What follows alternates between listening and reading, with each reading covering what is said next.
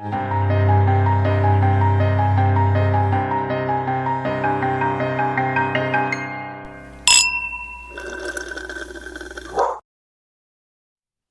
Christine can say anything, she showed me the cutest little picture of the little baby. Aww. Oh, it was the sweetest picture I've seen so far of little Leona. Oh, she's a little bug. I mean, she did, as I was saying, slice her forehead open in the middle of the night with her fingernails, and I just heard bloody screaming coming from her crib. But I trimmed her little nails today, so that shouldn't happen anymore. But baby, I told Christine before we started recording that the picture is currently zoomed up all the way on my computer, and then I said like, okay, I took the picture down, and I lied. She's so cute. I'm just still looking at her. Well, it makes me happy that you guys love her. You and Eva makes me happy because she loves you. Like I said, even if she doesn't know yet, she's gonna love you so much. Future her loves the crap out of me. I'm very very excited to meet Future her. And didn't you say you're bringing Joe? Because you're gonna see her soon. I am. Well, because we have a show in Cincy coming out, right? And so you're gonna bring all sorts of jokes. And I asked if it was just pictures of the ceiling, but it sounds like you have more planned. I have a couple things up my sleeve that I'm ready to try out. Did we ever talk about the ceiling on the show? I don't know. I feel like I said it quite a lot when I first met her because it was just like such a weird Christine thing. She's like, just really enamored with the ceiling is the whole story. It just feels like something, if I had heard that about you as a baby, I'd be like, fits right in. Makes a lot of sense. So I think I said it a lot.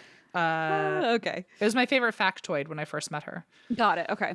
But now it's just that she's so cute. And she has a little mohawk coming in. She's so sweet. Yeah, her hair's growing in very fast. She's laughing. All she does is laugh constantly, which makes me laugh. It makes me feel sad because when I get there with a bunch of jokes, it'll be the quietest she's ever been. Oh, no. I shouldn't have set the bar so high. So does she have... weren't you bald for like 2 years? My mother says a lot of things. She doesn't listen to this show, so I'm going to take this moment to just kind of say gently, my mother says a lot of things. And yes, I did not have that much hair growing up as like a baby. I mean, I had hair. Like I had like little pigtails, but it wasn't. You still don't, and a couple little dots. You're still yeah, missing exactly. some. I still do. But yeah, so she's getting a lot more hair than I had at that age. So she's getting hair real quick, and my mother's very excited to be able to braid the hair of a not bald baby, as she calls it. Right now you could just take your little fingers and pinch and twist, and that's just about as far as you can go. Tiny little bow on top. Yeah. Speaking of bald spots, I just found out that I'm getting one. Really? On the side. It's such a weird place. It's like right above my ear. Male pattern baldness? It feels like it a little bit. I'm going to like color it in with a Sharpie because. Is it from sleeping on it? I don't know. I feel like it's always kind of been there in hindsight, but my hair has always been kind of like it was long for a very long time, and then half the time it's been short. I procrastinate getting it cut, so it always gets really shaggy before I cut it. So I think only like a small period of time have I even been able to notice it. And how often am I looking above my ear, you know? When you're doing your profile view, you're like in the mirror. Yeah. So no, Allison noticed it a couple days ago, and now I keep looking at it and I'm like, oh, this is karma for all the times I've made fun of you. So on my bald spot, yeah. it's I'm finally matching you, I think, a little bit. We'll bump heads and make them kiss when I see you. We're already scratching faces. I don't know about that. Something about a genital bridge. I remember that from a while ago. Oh my God, not the genital bridge. Okay, now I'm going to close the picture of your baby off of my screen. Thank you for taking her out of that. I wanted her out of the narrative. She did not deserve that. Why do you drink this week, Christine? Oh, well, okay. This is going to be something... I'm just going to... Oh, no. Your face. You're making the face of like, what's Christine doing this time? It's you mean the face I make every day of my life. Even when you wake up in the morning, you're like, oh, no. I'm like, there's a chill in the air. Something's afoot. There's a chill in the air. Okay, well, so just real quick, I was going to say this before my story, but I'm just going to say it now, which is that last week, or like last episode that you and I recorded actually yesterday, I covered a Hungarian story. And then it occurred to me as I prepped for this one that this is a Russian story. Oh. And Hungary and Ukraine are bordering nations. And it just occurred to me, like, is it weird not to say anything? This is weeks away that this comes out, so I don't know what the state of the world will be. Right. I just wanted to be, I didn't want anyone to be like, is she just like fucking totally overlooked it or blowing whatever. over Ukraine when like she's talking about like war torn, people coming PTSD coming home from. So I just wanted to like do a quick like the problem is I feel like there's not much I can even do. Well, you have no idea of when this comes out. You have no idea of what the future's context is. Right. I don't know where things stand. And I've gotten conflicting reports on like how to best help as far as what to donate and whether to donate physical goods or not, because, well, A, a lot of that's happening on mainland or in Europe in general, but B, like, a lot of it's too much and it's getting thrown away and is being wasteful. But anyway, so like my mom, for example, teaches German class online. Like that's one of her jobs. Sure. In addition to being a professor. And so her company is doing something really cool where they're offering free classes to refugees who are leaving Ukraine and are in Germany. Nice. So she's able to teach German to people who are fleeing Ukraine and like teach just basic stuff to get around and that kind of thing. And so I felt very helpless. And so I think that's why I didn't even say anything, because like I didn't know what to say. Sure. But so I wanted to say real quick that I'm going to put in the show notes like just a list of on Charity Navigator, just a list of highly rated charities that put a majority of the funds actually toward relief rather than, some of the more sketchy ones that have been going around. There are, speaking of true crime, there are some like very fraudulent things happening, people trying to draw money, which is so fucked up, but whatever. And so I'm just going to also list my two favorite, or three favorite, I guess, Save the Children, ShelterBox USA, and then the Humane Society International Division, which is where I donated. And that's currently offering pets and people fleeing Ukraine emergency funding and pet food, blankets, veterinary care for animals, which, sometimes gets overlooked when there's like a humanitarian crisis. So anyway, I just want to throw that out there and say, if you're kind of lost like I am, Me. yeah, I know. Probably a lot of us. If you are from the area, if you are affected or your family is from either Russia or Ukraine or anywhere nearby, my heart goes out to you. And I guess let us know what's most helpful as far as activism. We would love that. What we can do. Even though we have a platform, we definitely don't want to misdirect anybody. Yeah, so exactly. If you have information that can help us help others, we're very open to it. So absolutely. And so so I'll just put that in the show notes. But that was just my little sidebar, because I went to bed last night thinking like, I feel kind of weird that I didn't say anything. No worries. I don't think, I hope no one would hold it against you. But this is also weeks away, so fingers crossed we live in a utopia in just a matter of a month. Can you imagine? All the pets are healthy. All the people are reunited. It's all Putin's like, just kidding. Cars float across water. Just every problem has been solved. Everything's good. Oh. Anyway, what do you drink, Em? I'm sorry to totally, throw us in that direction, but. Why do I drink? Should I talk about what's going on or no? Sure. Oy. Okay, so, do you have the time? Because we're going to have to... Let's do it. Okay, everybody, here's what's been going on. Does Eva know it yet, or is she going to hear this now? No, I don't think Eva knows it. Or no, about my stuff going on? Yeah. I think I told her like a snippet yesterday. Oh, okay. So, God, it's like happening as I'm talking. Probably because you're getting nervous. I know. So, So I've always had this thing. Actually, this is a great PSA for people out there who might feel really lost, because I certainly felt lost. Great point.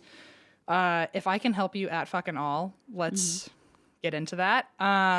So since I was little, I've had this weird condition with I never knew if it was like my blood pressure or my heart. I kind of mentioned it last week that I was switching medications around and going to doctors. But yeah, I've had this thing since I was a little kid, but it was so infrequent at the time, and now it seems to be getting worse as I'm getting older, where I still can't really put it into words, and it's going to make zero sense to anyone unless you're a cardiologist or have already been diagnosed before me.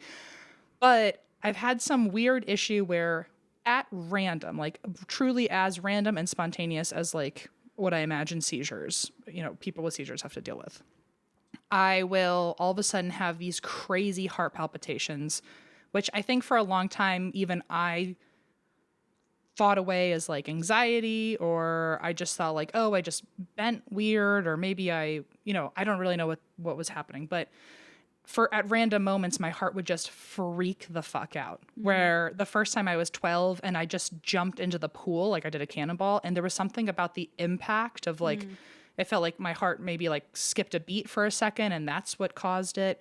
Or one time when I was in high school, I was like wrestling with someone. I like hit the ground, and the impact of that kind of caused it and like jolted me into this weird episode. And then it didn't really happen through high school or any after that didn't happen after high school for a while, or through college. I feel like it only really started back up when I was hitting my 20s, or once I got to maybe Boston and LA. And I don't know how to describe it to people except that it feels, one, like you're going to die.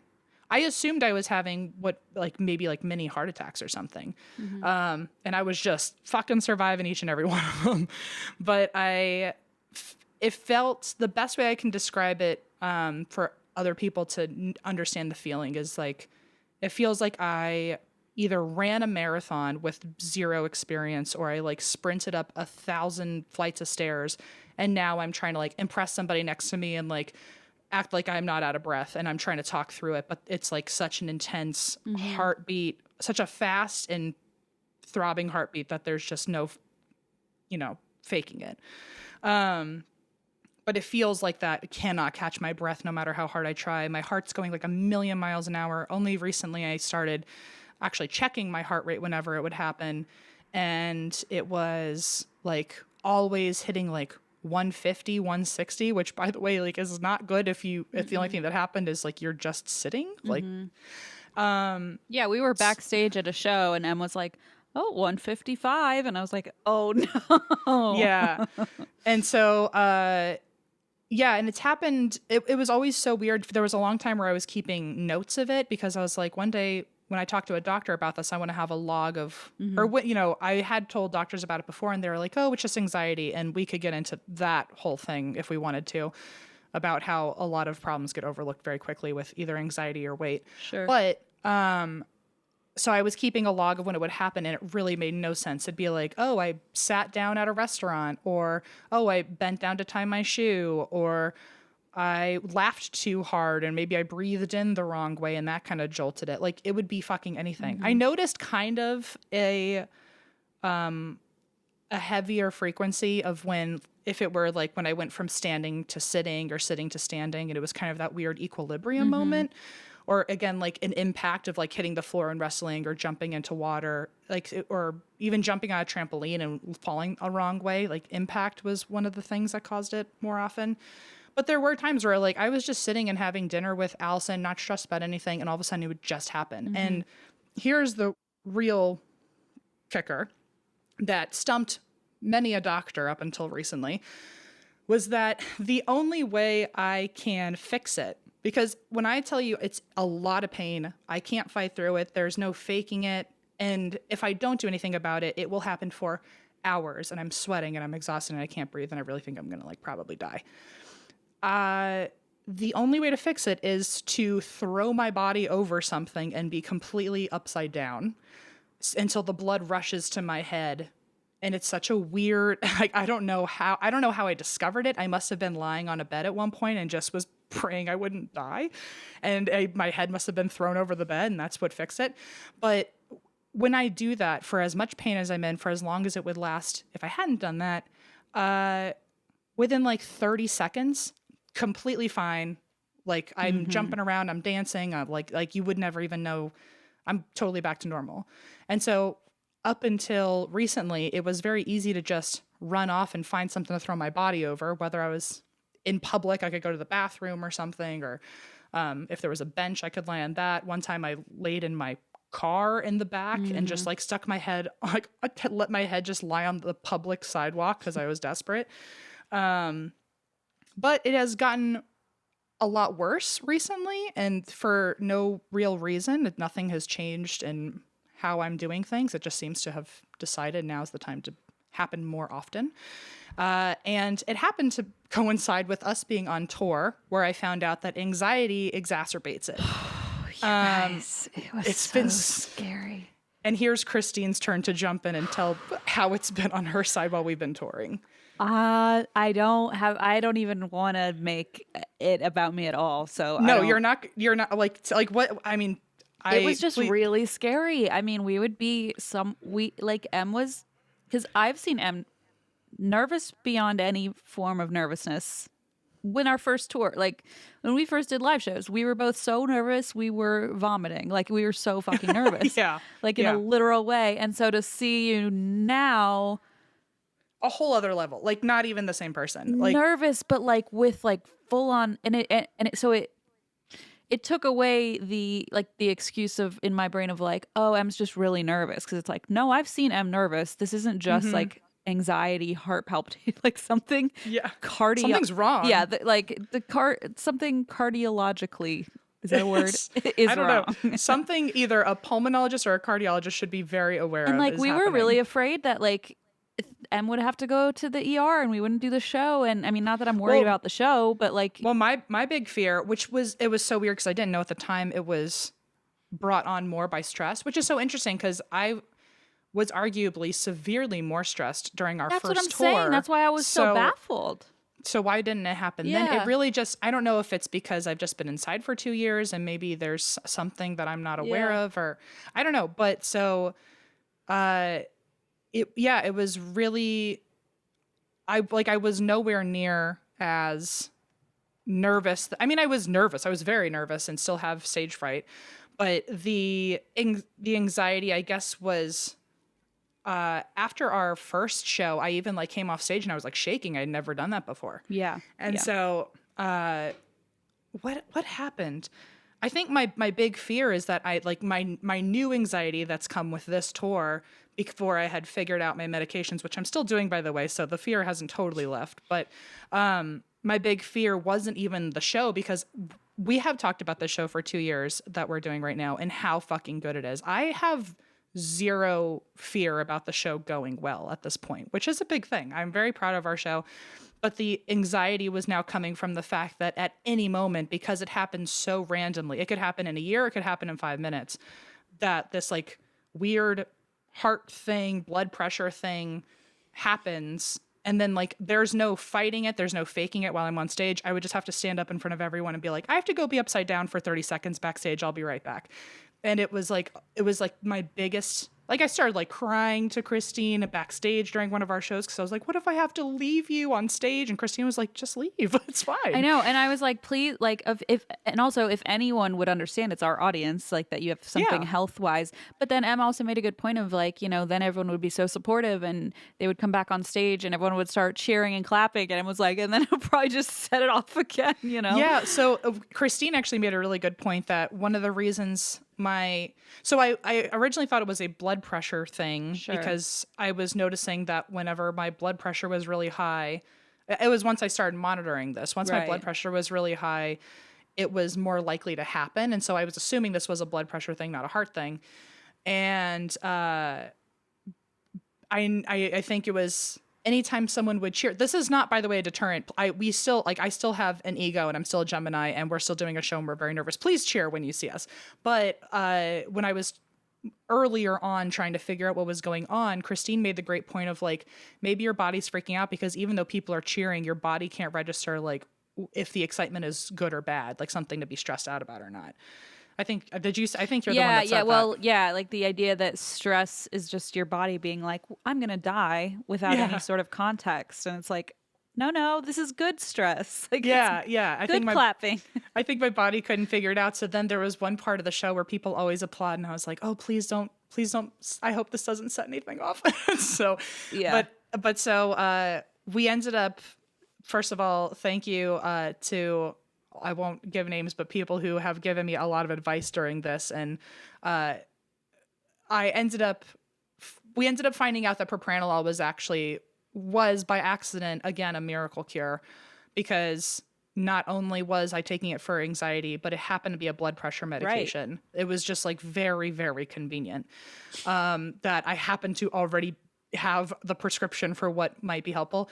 I was every night after the shows, I was like, on TikTok and Google and trying to figure out like what the fuck was going on with me. And I had some ideas, and all of them were either blood pressure or heart things. And I was like just trying to get through the shows. It was whenever there was a show where people I knew were there, it was so much worse. Oh, yeah. And there's this thing now where like the stress is so bad that like I can't even like go up like 3 steps of stairs without it completely triggering this weird condition. Mm-hmm. And this is only when I'm on tour. When I'm not on tour, it is like nowhere near as bad. It's just that anxiety is so much higher when we're on tour. And so if you ever like saw us before the show and we were like really panicky, out of the way, get out of the way or whatever, it was not a personal thing. We're not assholes. We were just like, we need to make sure Emma's in a safe space. God, can we talk about DC really quick? Yeah, I was hoping we'd get to talk about DC. DC was really rough for me. First of all, everyone I know was there, and so that made it so much worse. Also, that was only show 3, when as of show 1, I found out that I was shaking on stage and couldn't breathe. And show 2 was when I was crying backstage to Christine because I was like, I don't know if I can even go on. Like, I can't Seattle, breathe. Portland, you couldn't tell, right? Because that's what I said. I was like, I don't think anyone can tell because you are such a good actor / I was white knuckling it, but I did it. I don't want to make it sound like I wasn't enjoying the show. No, like it was right. We did have fun. It was just like there was an edge of fear. I was so hyper aware. I was just like so ready to accidentally fall over on stage. And so, and so then DC came around where I was the most stressed because people I knew were there. Like everyone from high school was there. And so this is when I found out about the stair thing. And it was because the way we were supposed to get on stage was to go up all of these fucking stairs. Whew, just thinking about it. Oh my God. And so as we were going upstairs, which I found out mid going up the stairs was a fucking problem, we also got recognized. And I feel so bad to the 2 people who saw us before the show because I must have looked like such an asshole, but I couldn't breathe. And was it the one who fell into a tree? Yeah, she also fell into a tree, so we both had things to feel maybe a little silly about. I hope that you're okay, by the way. I felt bad that we were like, bye, you fell into a tree, see ya. I wanted to help you up and be like, are you okay? And I really, if I bent over, the show wasn't going to happen. You would have been the death of M. Schultz. Yeah. You had to carry that weight on your shoulders. And so, I mean, DC was just so bad. Even the upside down thing was barely working because I couldn't find a platform security guard steep enough for my head to go over, so it was only half working the whole time. And what was his name? Trey? I think so. I think it was. Honestly, Christine, I couldn't even tell you what half of that night was. So this poor guy, he is like, I'm on it. I got you. What do you need? Blah blah. And I'm like, we had to push the show because I was like, Em needs a minute to just like get their head straight, whatever. And we were performing at a synagogue. Like, okay, random, but cool. And so we're kind of backstage behind this like synagogue. And of course, there's not really like a, what do you call those tables you said again? The tables. A chiropractor table. Oh, an inversion table. Yeah, it's not like there's like an inversion table or anything, or even a regular table back there. So Em's like, hang on, and has to go up these stairs and like hang off them. And this security guard, Trey, keeps looking at me, and I'm like, oh, don't worry about Em. They're fine. Don't worry about it. I was literally just like planking on stairs, like just hoping that it would work. And my head was like on this dirty floor. I've had my head on a lot of dirty floors trying to get this upside down thing to work. And you don't even drink. And then, so we did the show. Em did kick ass, whatever. And then we got off stage and Trey, gosh, it was something like that. The security guard was like, just looked at you and was like, you did such a good job. It was such a fun show. And I was so scared and I laughed so much. And it was the nicest thing. And like, he was clearly just, Eva says it was Trey. Okay. Yeah. He was just like, so like hyping you up. And it was just wonderful. Well, in poor Trey, I think at any moment he was ready to like catch my body really if I fell over. I mean, he looked scared because I gave him a lot of reasons to be scared backstage. I was not okay. And yeah, and like we even, by the way, if you were at any of our earlier shows and it was delayed, it was because I was just trying to breathe. So I'm sorry you had to sit there for another half an hour. I felt really guilty. And like, I was like trying to calm down my anxiety while there was literally a countdown next to me. And I was like, fuck. It's very tough. Yeah. And so, anyway, and also shout out to poor Eva and Christine, because I have been like such a different person on this tour. I've been so like introverted and like hiding in my hotel room because I just am trying to breathe until like the showtime. Like helpless. Like I just feel like and then I try to help and I'm like, that doesn't help. That makes it worse. So I feel like I've also been kind of distant, but only because I'm trying to not invade your space. It's like nothing can fix it though. It's just so weird. Like even if I just like relax for 3 days in the city or like in my hotel instead of like exploring the city, it doesn't change anything once I get there. It's still the same stupid thing. But anyway, so all this to say that I ended up finding out that propranolol is actually one of the very big helpful things that, and so we've been testing the dosage and it's been helping. I still haven't found the sweet spot, but it's certainly better than it was. And for anyone who has heard anything and it sounds familiar to what you might be experiencing and maybe doctors haven't properly diagnosed you yet, I'm not here to properly diagnose you, but I would ask them about something called SVT, which is what they're pretty sure I have. The doctor called me textbook and average, which feels somehow really good. And in a medical sense, that's an excellent thing to hear. Yeah. So I don't totally understand the whole science of it, but it seems like I have like a faulty electrical wiring in my heart where the way he was describing it was that usually most hearts go like boom, boom, boom, boom, boom, boom. But for some reason, one of my boom booms will sometimes get stuck in like this little like a pothole or like think of it like a pinball machine. And so the boom boom doesn't know where to go. Oh no. And so my heart's gone all over the place. And so the one that I have is called, or what they think I have, we're monitoring me currently. But I think it's called it's ANVRT, AVNRT. It's the most common type of SVT. And the long version of it, in case you want to look it up, is called paroxysmal atrial supraventricular tachycardia. Yikes. So they are very confident that they can help me. And if you are someone who is experiencing this weird heart thing for no reason, especially if you were born with female anatomy, it seems to be a very common thing for people. Oh, really? For female-born people Interesting. to get this around their 20s or 30s, or have had it latent since childhood, and it starts showing up in their 20s and 30s. So, which bada bing, bada boom. Bada bing, bada boom.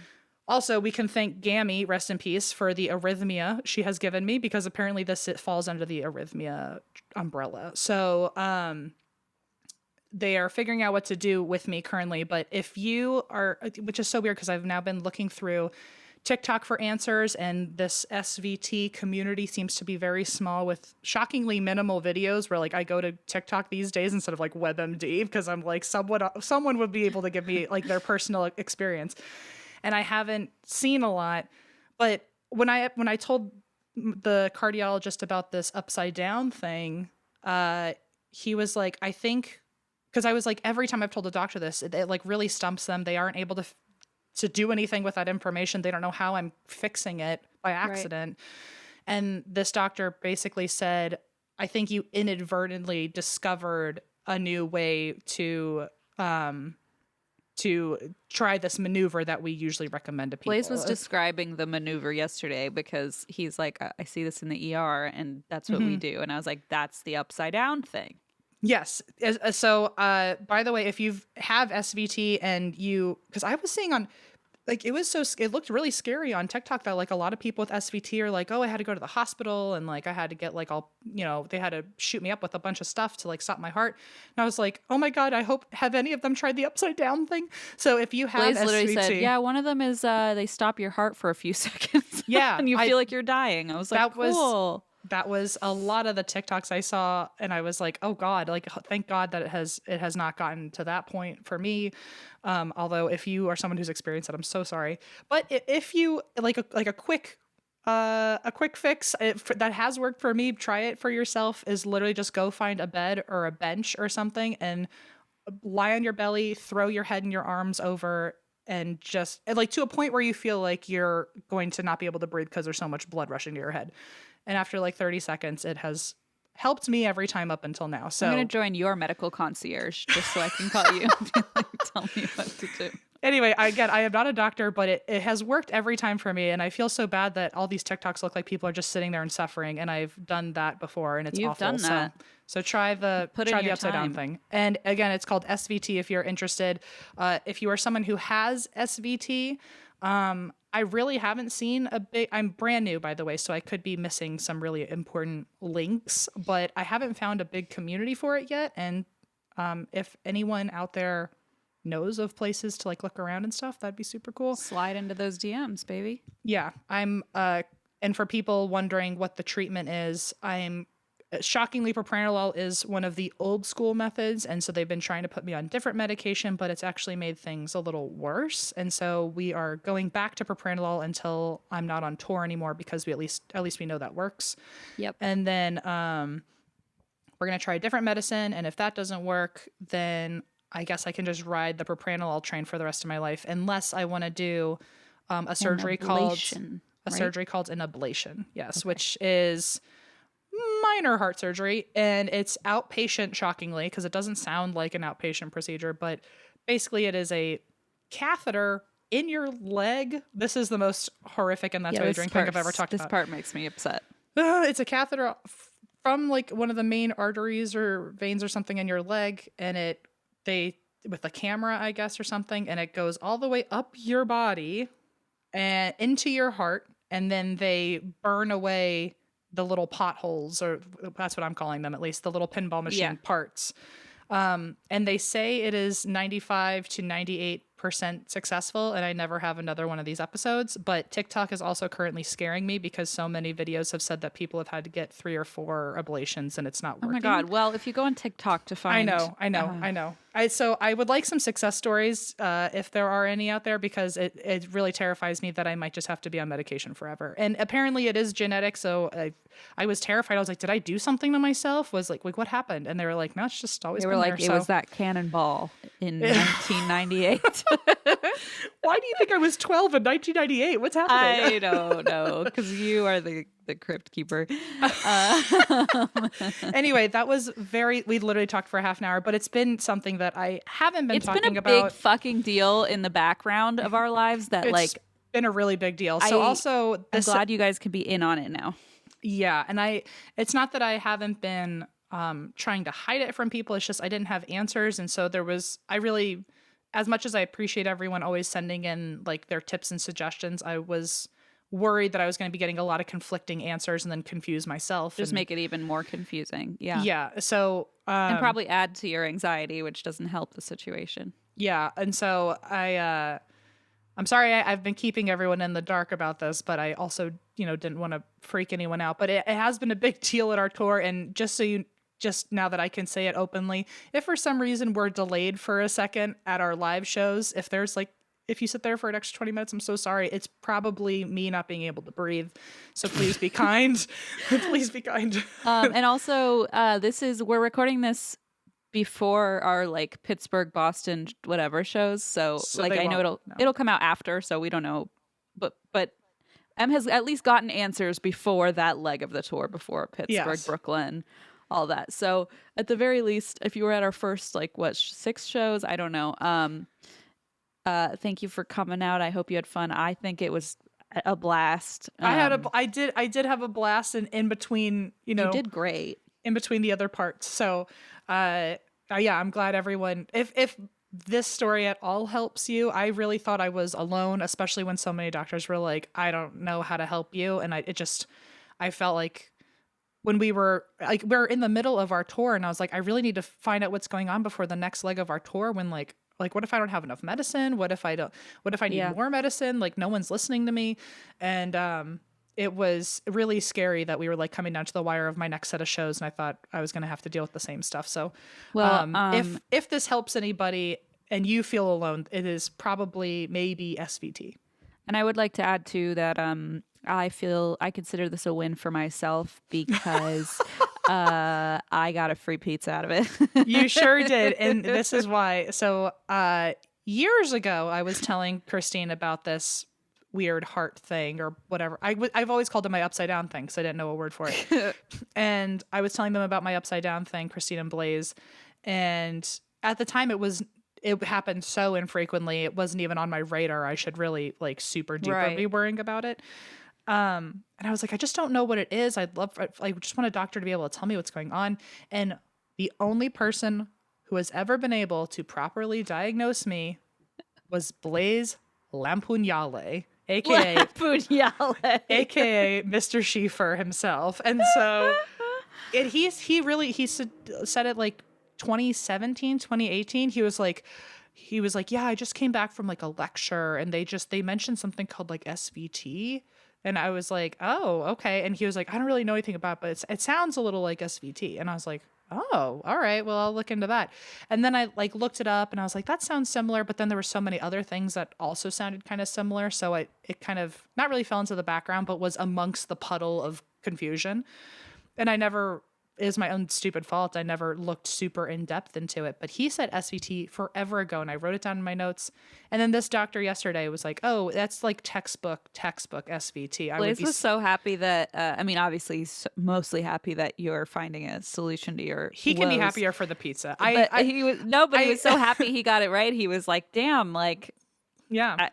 But then he was like, yeah, it makes so much sense because we had talked about it so much recently. And I guess he just assumed like SVT had been written off or whatever. And he's like, I don't know, it could be POTS. Like he was listing other things. And then yesterday I was like, oh, it was SVT, that thing you said years ago. And he was like, oh, like it makes so much fucking sense why M goes upside down, and in the ER we have to stop their hearts. And I was like, okay, eat your pizza. It's like, Blaise, just make people go upside down now. It works. It works. Those beds probably can do that, you know. Maybe. I haven't tried an inversion. I can't imagine like having this experience and also trying to like suit up for an inversion chair. That seems like a nightmare. That seems like a nightmare. Just throw them over a counter. They'll be fine. But yeah. So I called Christine yesterday and I was like, that fucking Blaise, that fucking baby daddy of yours. I'm so proud of him. Nerve. But so yesterday, Blaise got himself a free pizza. That was very nice. And so did Christine for doing absolutely nothing. And so did Christine. Thank you. For doing nothing. Okay, I'll end on this though, is that our second show, I was like having a full blown like panic attack. I don't think I've cried a lot in front of you, but like I was sobbing because I was so scared to go on stage. But I remember like wanting a hug from Christine. And I know this is like such a weird, it's meant to be a compliment, but I was like, Christine's a mom. And I was like, I just went to go hug you. And I was like, she'll take care of me. So I felt like such an idiot. I was like literally signing lemons or something for the VIP bowl. And I was like, hey. And then like you looked at me and I was like, oh no. And Christine was like, back to my lemons. No. I was like, please leave. I'm busy. No. It was very sweet. So, but I really, and I do appreciate, because Christine also, I mean, not to totally throw you exposed under the bus here. I don't care. But we've talked about it before about live shows with Christine. Oh yeah. And you know, if you ever had to run off stage because of your chronic illness, one of us might have to abandon ship one of these days. I always assumed that you'd be the one to run off, and I would just have to handle the show by myself, and I was going to be totally fine with it. And not to be gross, but mine would take a lot longer than 30 seconds to resolve itself. So honestly, it did help where like I was like, oh, like I also like can you imagine if I had an SVT episode and you had Crohn's hit at the same time and we were just like, gotta go everyone, bye. You were hanging off of something. I was in the bathroom. Eva's just like, what the fuck do I do? Be like, Eva, get on stage, handle this. Eva, it's your moment. But no, and also Lisa Lampanelli, I told her about this too, because I was like, what do I do like if we're on stage and I have to go? And Lisa made me feel a lot better too, just because she's been on so many stages. It was nice to hear her opinion of it.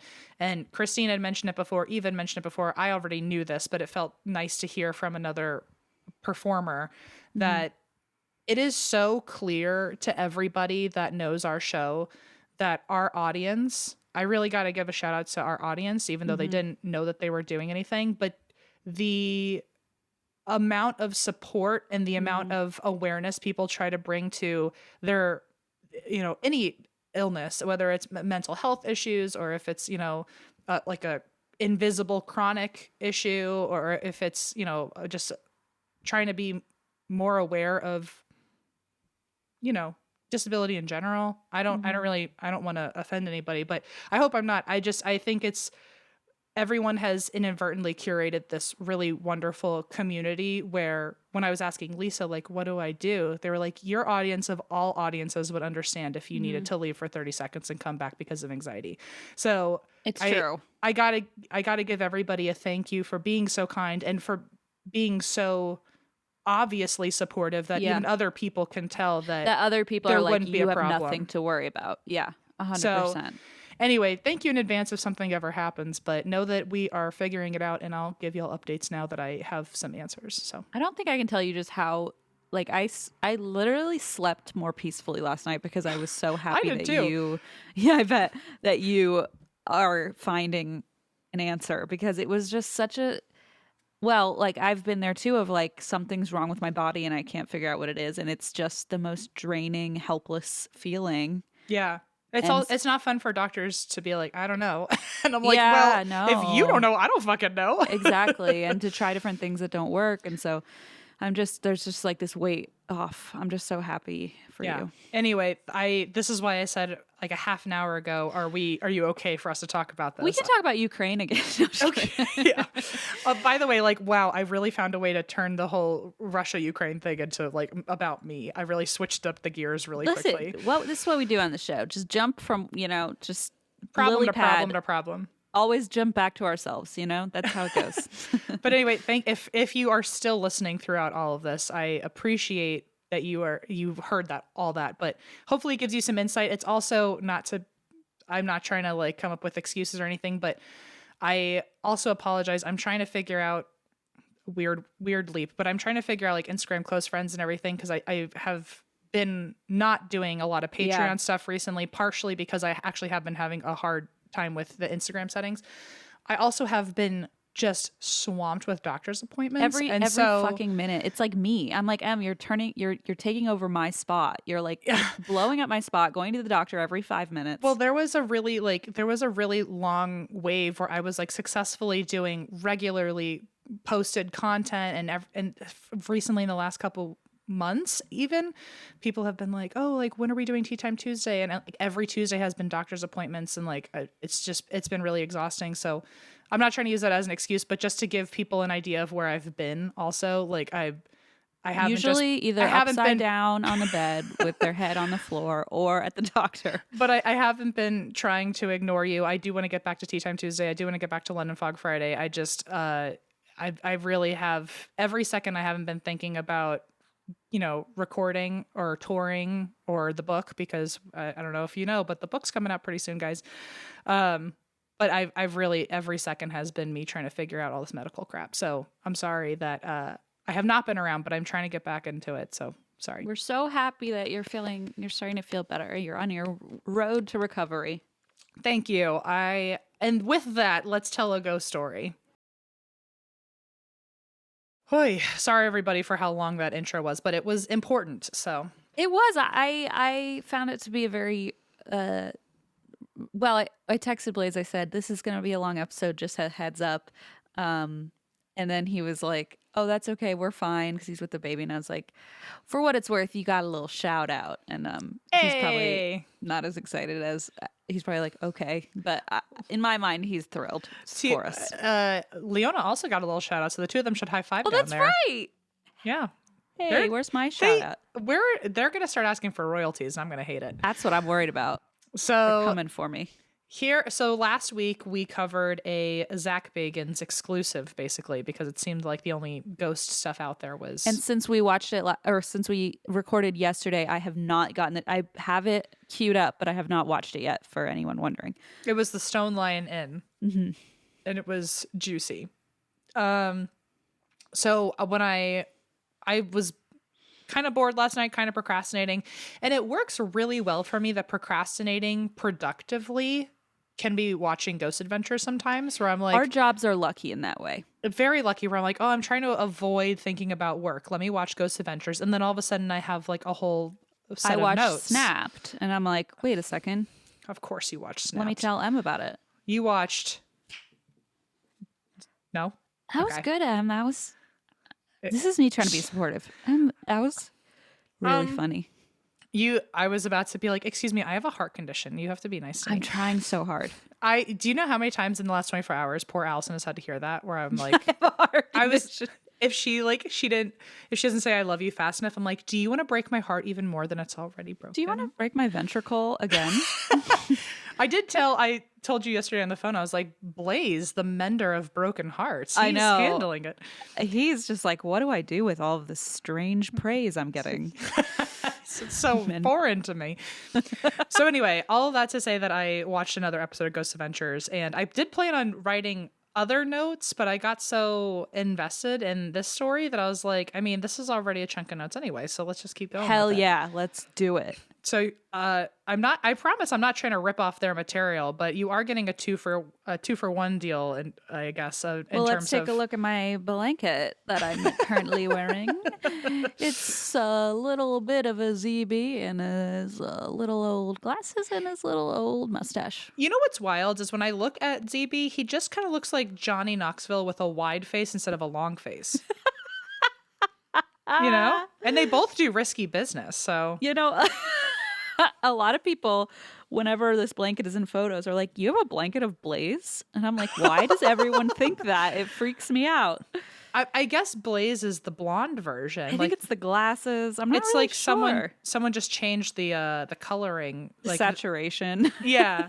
Like maybe if you swapped it out and Blaze was wearing like a lot of like, I don't know, Hot Topic black chained clothes or something, studs and leather, yeah. and if ZB were wearing scrubs, like maybe things would be, maybe you wouldn't be able to tell them apart. I don't know. That's troubling connotation for me, but I'll think about that after the show. It kind of worked out in your favor, I would say. I guess so. So this is the story of the Twin Bridges Orphanage. Oh, an orphanage. Oh boy. Love them. So this is also known. Love them. That's not the reaction I was expecting. I like to throw you off a little bit. So it's also known as the Montana State Orphanage, the State Home for Children, and the Montana State Children's Center. Okay. So it's been name's been changed a bit. Fun fact: this property was, I don't know if this was before or after, but I'm guessing after. It was an orphanage. The property was later momentarily considered for the Montana Cowboy Hall of Fame. Which, my dream. I love that. My dream. It couldn't just be a Hall of Fame. Like there's a whole specifically cowboy. Well, it's Montana, so I guess there's a lot of. Well, actually, What? Fun fact, my brother and I just did a Beach Too Sandy episode on reviews of Halls of Fame, and the number of people who sent in Cowboy Hall of Fame just for me. What in the world? I'm not kidding. They're like, I know Christine loves cowboys. Here's a Cowboy Hall of Fame review. What a weird overlap. Isn't it strange? Yeah. So that just threw me for a loop. Our episode came out like 2 weeks ago about Halls Oh my gosh. Oh, well, anyway. Wow. Apparently the universe didn't want you to be done with talking about it. So. And I love that for myself. Hey, I love it for you too. So this is in Twin Bridges, Montana. And in 1894, the now abandoned orphanage was opened. It was 140 square not 140 square feet. That's a closet. It was, can you imagine the orphanages? That's a Harry Potter closet right there. 140 square feet. That's no good. 140,000 square feet. Had 26 buildings, and during its lifetime took in over 5,000 kids. Whole crap. Okay. Several of the, quote, orphans, by definition, were not orphans, I guess. I guess that means like you have to have two parents who have passed on or something. So like they were just dumped there or something? They were a lot of them were dumped there. Ugh, terrible. Okay. Which I think, I don't know the proper definition. I would have taken that at face value as an orphan. But okay. So they were dropped off here by their parents. Their family couldn't take care of them.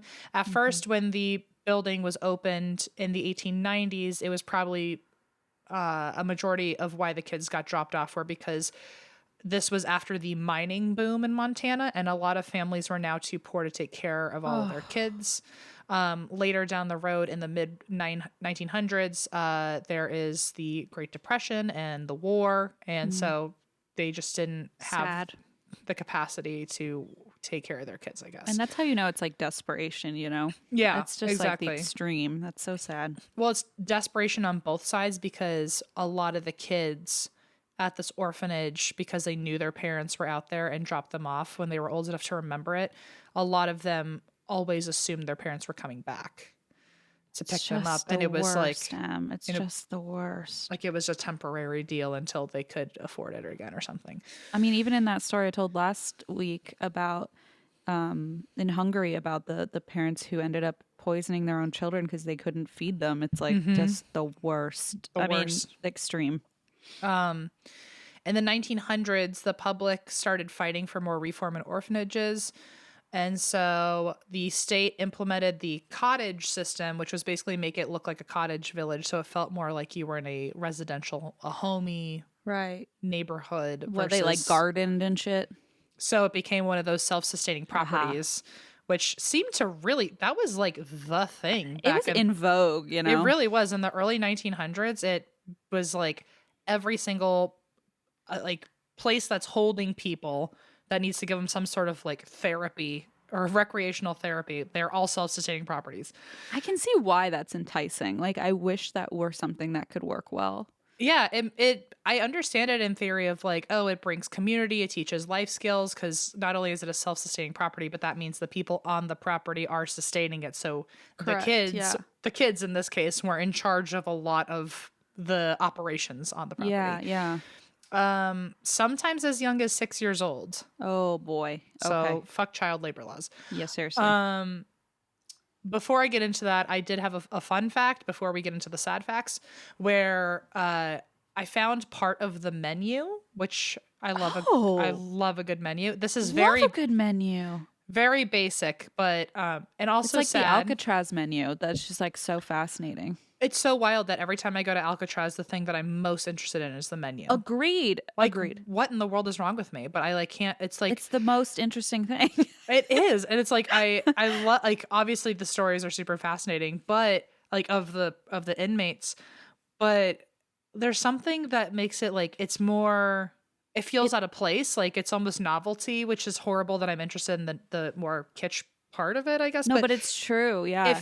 It feels like it shouldn't be there, but it also makes everything feel a little more like human, or it's like real. Yeah. Like real. Like, yeah, you can see a cell and not be able to associate. Yeah. You can't understand that as well as looking at a menu and it's like, oh, other people actually see like applesauce and you're like, oh shit. It's like we're sitting here eating applesauce. It's like, I don't know about a cell, but I certainly know about eating applesauce. I know a lot about applesauce. It's one thing about me. That's why one of my favorite cups still is the Alcatraz mug you gave me. See, and I knew it because I took a photo of the menu and I sent it to you and you were like, yeah, been there, done that. I've seen that. And I was like, well, then I'm buying you a cup. I love I love it because it feels like something I can relate to more than looking at a bunch of cells that I can't relate to. And it's like, oh, someone else actually, hopefully it doesn't sound like I'm glamorizing the experience, but to hold the cup makes me feel like I can get more in touch with I can get more in touch with the experience of like, oh, someone else actually had to hold this cup and be in this fucking world. Right. Anyway, for the menu, it's very, very disappointingly quick, but it was a partial menu I was able to find, which is on Tuesdays, the kids would eat stew. Okay. Like, again, disappointing. What kind of stew? What's going on in there? I don't want to know. Wednesday was the saddest day because you only ate beans. At least it's filling. It is filling, protein. On Thursday, they would eat either hash or chipped beef. Okay. And on Fridays, they ate fish. Okay, the Catholic thing. I don't know about Mondays, and it seems like there was no information about the weekends. So I don't know if they were partying it up. Yeah, is there food? Yeah, I don't know. Leftovers? So anyway, that was just like my last attempt at a fun fact. So I love it. I'm fascinated by that. Thank you. I thought so. I was like, oh, where else would I have seen that? Absolutely. So there's a self-sustaining properties, and on this property happened to have its own gym, school, dorm rooms, which they called cottage houses or cottages.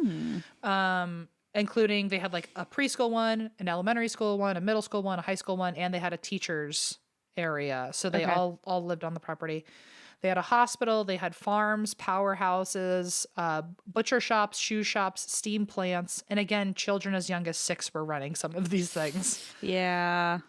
So despite this seeming progressive on the outside, you want to take a guess at what the inside was like? Oh no, I don't know. Not good. This orphanage was rampant with neglect, abuse, and disease. Here is a quote from, so in 95, there was an article where I guess there was a reunion where a bunch of the kids from this orphanage all got together. And one of them ended up writing, or a few of them ended up writing like books about the experience and all that. But these are just some other quotes. One guy named Murphy says that he, quote, recalls little children being hung on coat hooks as punishment. He remembers being forever afraid of the dark after being repeatedly locked in a dark cloakroom. He remembers shoveling snow without gloves and passing out from the shock of frostbite, only to be beaten awake by the matron. Oh my God. Oh my God. Another quote is, bedwetters were whipped in an attempt to cure them. No. The matrons would also tie shoes on their hands at night on the theory that they were wetting their beds because they were playing with their genitals. Oh my God. So they tie I their don't even know hands what up. to do with that information. Horrible.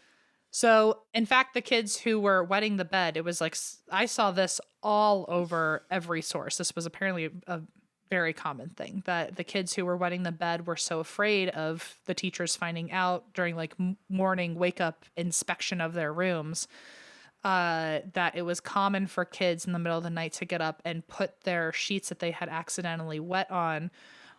They would lean them up against the radiator so it would dry by morning. Makes me want to cry. That's really sad.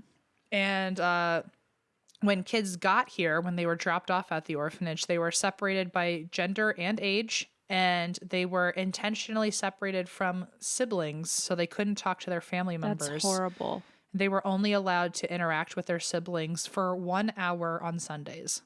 So, I mean, that's like the only semblance of normalcy they still had, and it's taken away. Mm-hmm.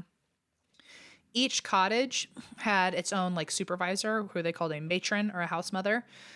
She was really cruel to the children. One of the former residents say that they were often told by their matron that their parents didn't love them. Cool, great. They weren't coming back for them. Apparently, a lot of the kids would get locked under the stairs. They were whipped until the matron was exhausted from whipping them. Another former resident said that years later, he found out that the staff was withholding letters from him that were from his mom. Oh, that's so sad. That one, that same person ended up saying maybe they were actually helping me because all the letters were the mom saying that she was coming back for him, but she never did. Oh, fuck. And so he was like, it was really fucked up that they were withholding the letters, but maybe they thought they were like saving me from getting my hopes up. Or but maybe either way, even inadvertently they were saving him, even if they were just doing it to be cruel. That's what I'm thinking too. I'm like, it's fucking it. In that one instance, maybe it ended up being beneficial, but it's fucking cruel. They shouldn't have done that. Yeah, exactly. Disease was pretty common. One of the residents remembers the school always being on lockdown and having to quarantine whenever someone got sick. Another former resident said that his matron was named Miss Hyman, and she would regularly whip the kids until they would cry. She would almost whip them daily until they cried. Oh, God. And the only time they remember Miss Hyman laughing was when she whipped the kid who refused to cry until she finally broke him. That's so disturbing. Another former staff member in their 70s, or a former staff member who worked there in the 70s, like openly on camera admits to having abused children. And I think they were one of those people who was, quote, yikes, stuck in the ways of the past. And things were different then. And things were different then. I turned out just fine. Exactly. So they admitted to giving kids swirlies when they wouldn't clean the toilets, which, by the way, that is, if you are not, I feel like people don't use that phrase anymore. Swirly is, because it sounds so much happier than abuse. It sounds like an ice cream cone. Yeah, it was when you would, I mean, a lot of like movies from the 80s would show like it was a very 80s 90s cartoon like kids movie thing, bullies chasing kids through school and grabbing them and then bringing them into the bathroom and then like shoving their head in the toilet and flushing the toilet so the water's swirling around their face, and your hair gets all swirled up and your hair gets all gross, and it's supposed to be a silly little thing that Isn't people it do. Hilarious. And then the worst thing that they address in TV shows about swirlies is like you look embarrassed next to your crush afterwards because you got caught. Good point, Em. Yikes. It was just like, oh, you look wet and now your crush is going to laugh at you. Not like trauma, but not like you almost drowned. Okay. Right. So anyway, one of the same former staff member said that there were kids who didn't want to clean the toilet, so she would give them swirlies and then they would never complain again. She also openly states, I believe children were killed here. And this is a quote from her. All they had to do was backhand them and they'd fall down the stairs and bang, we've just lost one more. What is this person's problem? I don't know. Is know. she in this Ghost Adventures episode? No comment. Like, that's where she's saying this shit? To ZB. What the fuck? Get your shit together. The amount of deaths is documented at 116, but there could be more. One of the former residents remembers, I think, seeing one of the kids get killed, or at least remembers knowing that one of the kids that he lived there with got killed because they were kicked or trampled by a horse and died in the field. Oh, jeez. So I guess that one wasn't directly someone's fault, but like, I mean, if that, like, for all we know, that kid like was working the field. I was gonna say, or it could be neglect, just like yeah. Still, definitely. By the way, like the supervisor's fault. Sure, of course. Like it wasn't cold blood murder, at least, right? But there is a former staff member who also remembers that there were around 30 headstones in the field of children at one point. How nice they gave them headstones. Well, somewhere down the road, they don't know what happened, but the headstones seem to have disappeared. Well, I wonder why. They're probably don't want to show off that there's a bunch of, children's headstones. Yeah. Dead children. Yeah. So in the 1930s, during the Great Depression, the number of children was higher here than it would ever be. It was up to 400 kids at one time. And on average, it was about 250, 300. So sad. So now it's also overcrowded. In the 1940s, this was when people were coming back, or late 1940s, I guess, is when people were coming back from war. There were new social welfare programs. Foster care was being taken more seriously. So there was a number drop in the orphanage.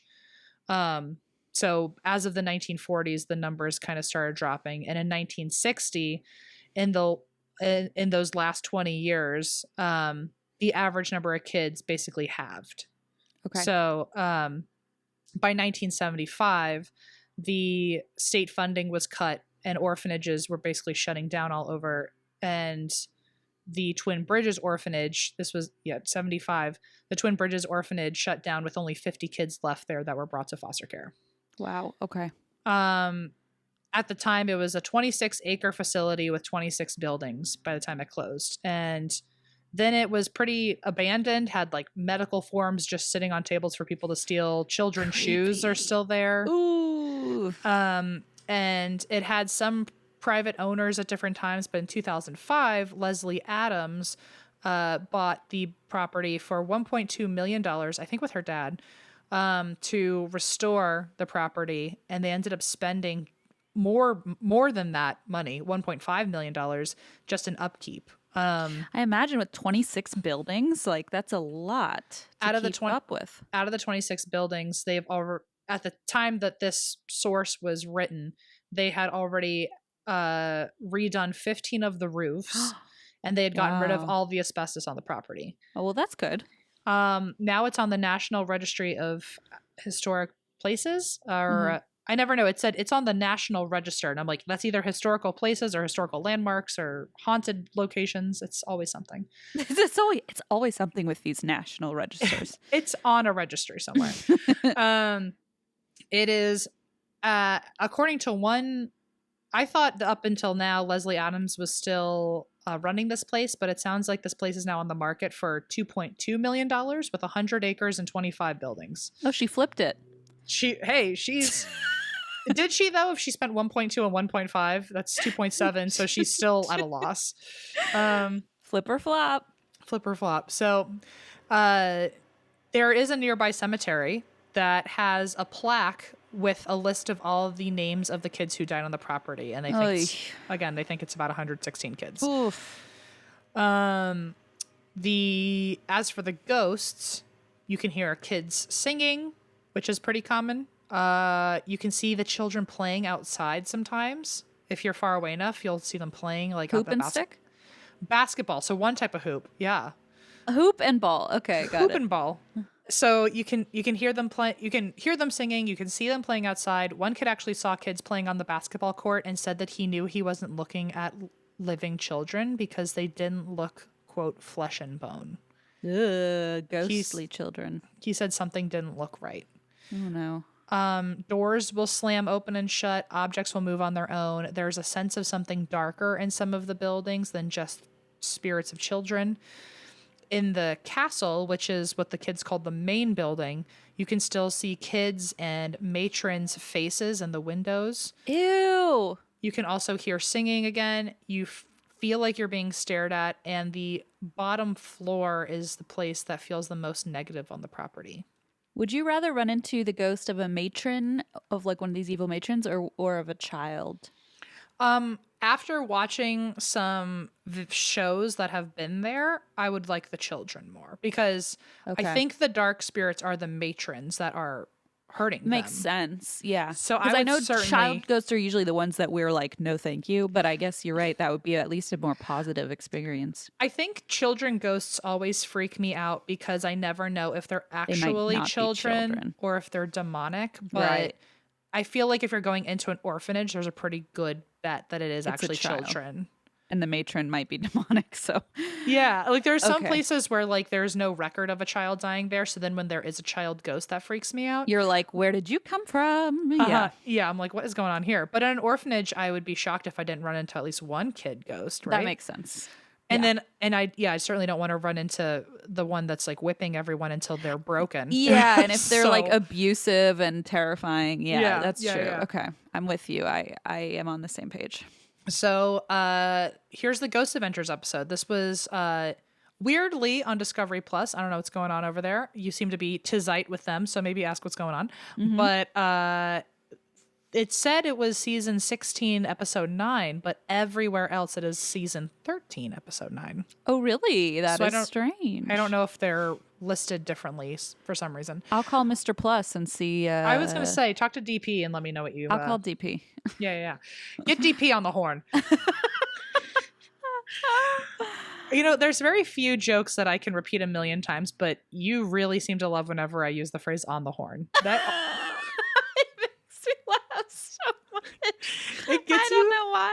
It's so funny. I feel like I've done it enough times now where I'm waiting to see when you'll stop laughing, and it always tickles you. I think it becomes more funny. I think because we both know the more I say it, the more I'm accidentally gonna slip it into my normal jargon, and I won't notice I'm saying on the horn. Keep saying it as part of your day to day. It's like what I would say, like my pee hone and my S hose and my G glasses. And now, like, I actually don't even notice it anymore. I'm gonna literally one day accidentally say, "I'm using my pee hone to get you on the horn." Let me get him on the horn. Get him on the horn on my pee hone. Okay. Oh Lord. Okay. So, Ghost Adventures 13.9. Before they actually started, before they filmed there, nobody had ever done a paranormal investigation there. Really? So I feel sound in knowing that like I've done all the research I can, because sometimes I'll look up a ghost story and I'm like, oh, were there any other investigations that I'm not tracking or I missed and like I'm not covering them. This says they've never had an investigation before, so I'm like, great. So I'm starting at this episode and probably ending at this episode. Yeah. That's all I need. So when they first get there, Leslie Adams, the owner, she was worried that Zach was going to piss off all of the spirits and then leave for her to have to deal with them. Sorry to burst your bubble, Leslie, but you kind of brought this upon yourself by literally inviting the only ghost show that will, without one iota of a doubt, create that exact problem. I mean, like, Christine, can you imagine if Zach Bagans... Can you imagine? Can you imagine if he pissed off a bunch of spirits and then you were stuck in a room with them afterwards? With them. You know what, No comment. Okay. I plead the fifth. Certainly. Okay, Okay. So Take your propranolol and keep going. So before the investigation, here's my personal favorite and also least favorite at the same time. They're about to start the investigation. It begins raining. Zach says that the rain reminds him of all of the orphans' tears. I'm sorry, that took me so by surprise. I don't know why. I don't know what I thought you were gonna say. I don't know what the today's tech jargon is, but I had to rewind I had to listen to it again because I was like, "Come again, Mr. Bagans? What did you just say?" Holy shit! I'm sorry. How does he get away with that? And like his crew doesn't laugh. Like that's what baffles me. Is like. We all laugh because we're like, oh, Zach, you know, and it's like, it's scary, but like we can laugh at his like little mannerisms, but like nobody on his team can, like they all keep a straight face. But here's the thing. And like working in TV at one point, I feel like we both know that a lot of reality show is scripted. And I like to hope, I really like we talk trash about Ghost Adventures a lot just because of the aesthetic that they give us, but never once do I think we've ever trash talked like their ability to capture something, or if there was something like if there was compelling evidence. I've never like we enjoy the show, but the problem not even especially with Ghost Adventures, but anytime that anyone who has a reality show, I'm talking like I have one, but anyone who goes into a reality show at some point, most of them will go into a sound booth later and do what's called ADR. Right. And they'll do like the narratives where they're talking over certain scenes and stuff like that. And they don't just go in and say something willy-nilly. Like there were writers who came up with what they're saying. So sometimes I do wonder, like, is Zach like this, or is there just one writer that everyone's just letting slip through the cracks? So they're just like amping it up and being they're like, say this next. And they're like, Zach, you're going to be the one that everyone remembers having said this. I'll write it, but you just have to go record it in a booth afterwards. But do you really think he would say it if he didn't want to? You know, I feel like if we didn't want to, let's say we had a TV show, that'd be very fun. If we had one and we had to like record like B-roll narrative or something later. Yeah. 100% we would be getting the script in advance and we would be like, we're not saying that. Like, we're not doing that. And if we're going to say that, like Zach's certainly going to stand up and be like, hell no. Especially if you're him and like, I don't know enough about contracts, but if he's an executive producer, he definitely has a say, right? Like, it's like his show. Right. Hi. So anyway. I think he's kind of like that, I'll be honest. I think they exaggerate it for the show, but I think he actually is. He certainly was said, and it certainly was heard by me. So that's all the reality I need, you know? That's all I need. So here is the things that they experienced while they were there. And I gotta say, 2 for 2. This is why I didn't plan on covering this topic, but like it was a spooky one. And like sometimes they're not spooky, sometimes they're just silly and like something to like scoff at. But this one had some creepy stuff. So Jay feels something brushed by his leg. There's EVPs of children's voices. There are multiple times where in real time they hear disembodied sounds that make no sense. I do appreciate that there were 2 different times where they debunked something. That's always helpful. Both times it was animals.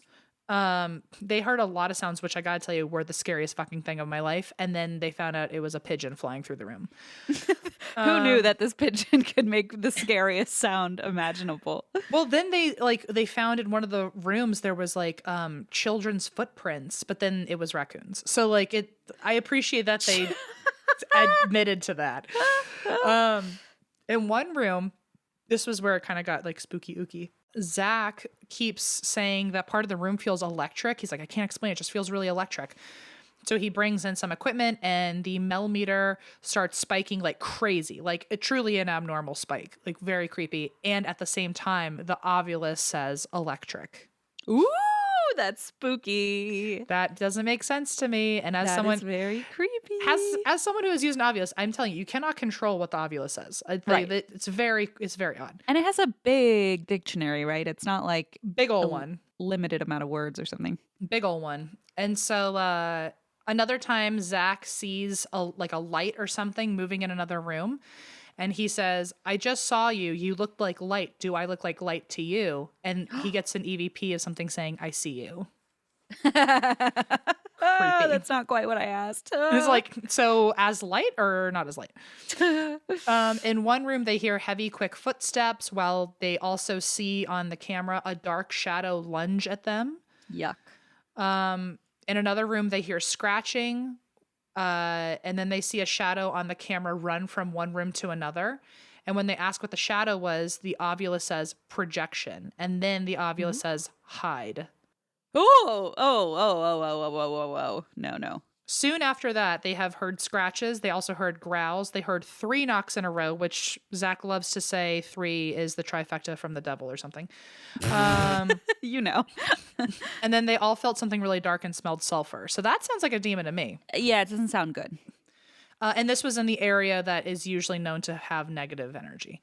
So later they also see, this was very creepy. This got me.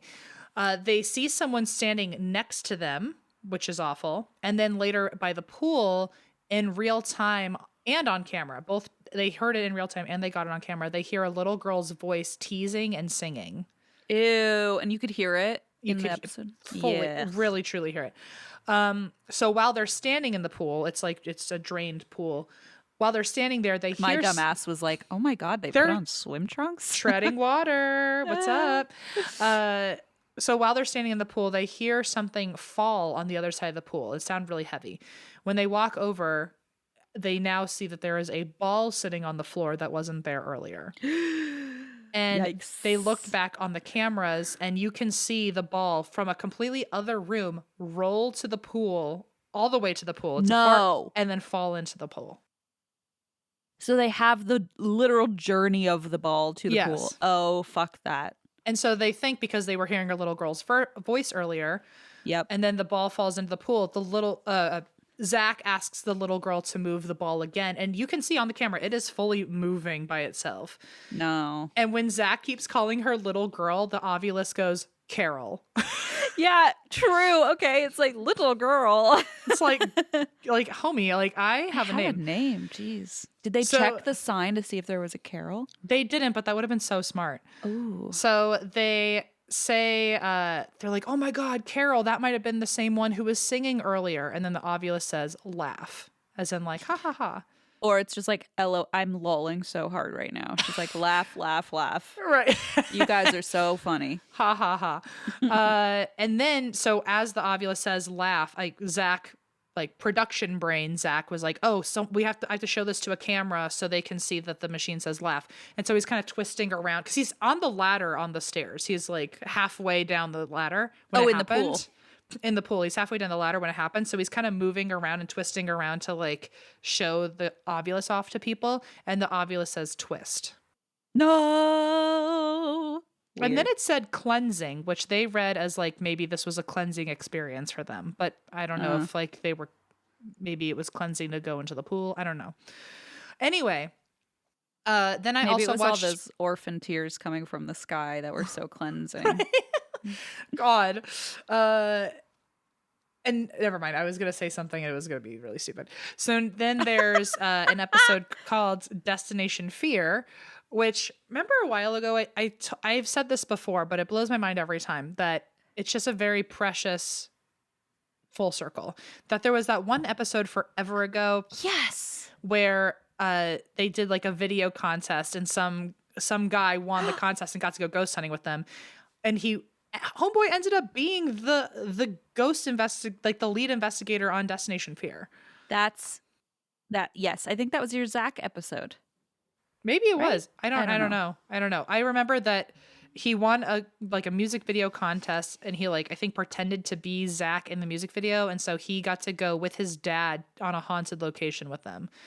And he ended up now, I guess they became buddies. I imagine Zach helped him get his own show. That's the cutest thing ever, by the way. I just love that story. Very precious. So anyway, I watched that episode, which by the way, the intro to Destination Fear and the intro to Ghost Adventures is so goddamn similar. They have the same musical taste. He looks like a younger Zach. He sounds like a younger Zach. Well, literally, he was doing the Zach voice in the trailer where he was like, "My name is Dakota," and I'm like, no wonder you won that contest. I'm like, you were practicing at that music video was just the beginning of what you thought. It's just the beginning. So anyway, if you want to watch it, it is season 3, episode 9.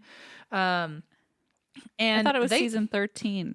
That was Ghost Adventures. This is okay. Sorry. Ghost Adventures is 13.9. Destination Fear is 3.9. Okay. So when they got some spooky stuff too. So when they asked for a sign that someone was there in real time, they heard a throat clear in the hall, which they also got on camera. In the gym locker room, this was like, I love when machines go off with yes or no questions. They had a paranormal music box, which it's literally a music box / motion sensor.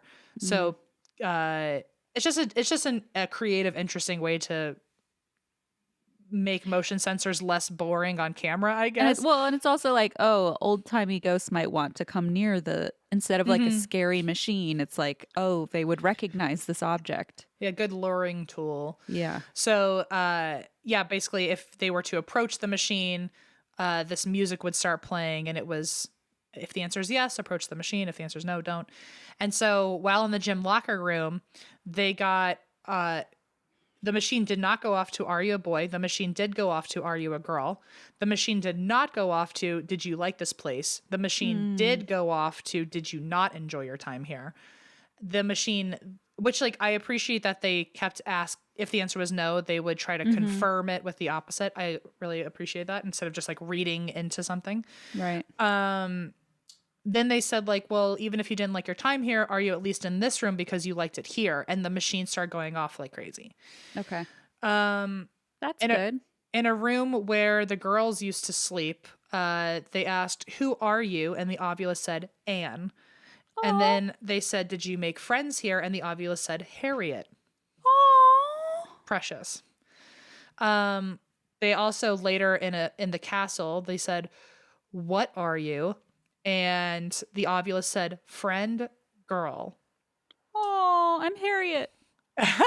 Yeah, that's me, big H. And so, so when saying that, this little girl is friendly, all of a sudden the ovulus said, hide, enemy. Which is weird because Ghost Adventures also got hide. Yeah. And to me, it seems like, or the story they were writing out for me, it felt like it was a little girl who was friendly, and all of a sudden someone like maybe the matron was coming, and she was like, hide, enemy. No. So in the castle basement, they also felt, or maybe it was Carol, and they're like, Carol's our enemy. She's always throwing balls at us. Her head is just so blown up since the Ghost Avengers episode. She and her stupid ball. She was in such a limelight that Carol has just not gotten over it. So never mind. So in the castle basement, they experienced a dark shadow lunging at them, which also happened on Ghost Adventures. Oh, mysterious.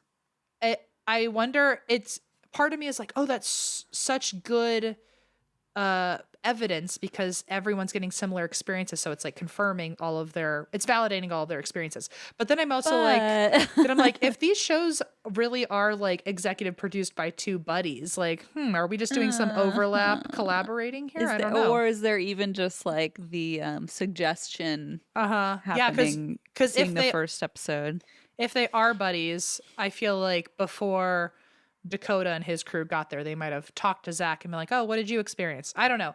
This is also me like trying to be like very skeptical, which I don't think is bad, but I also don't, if it happened, like great, good for them.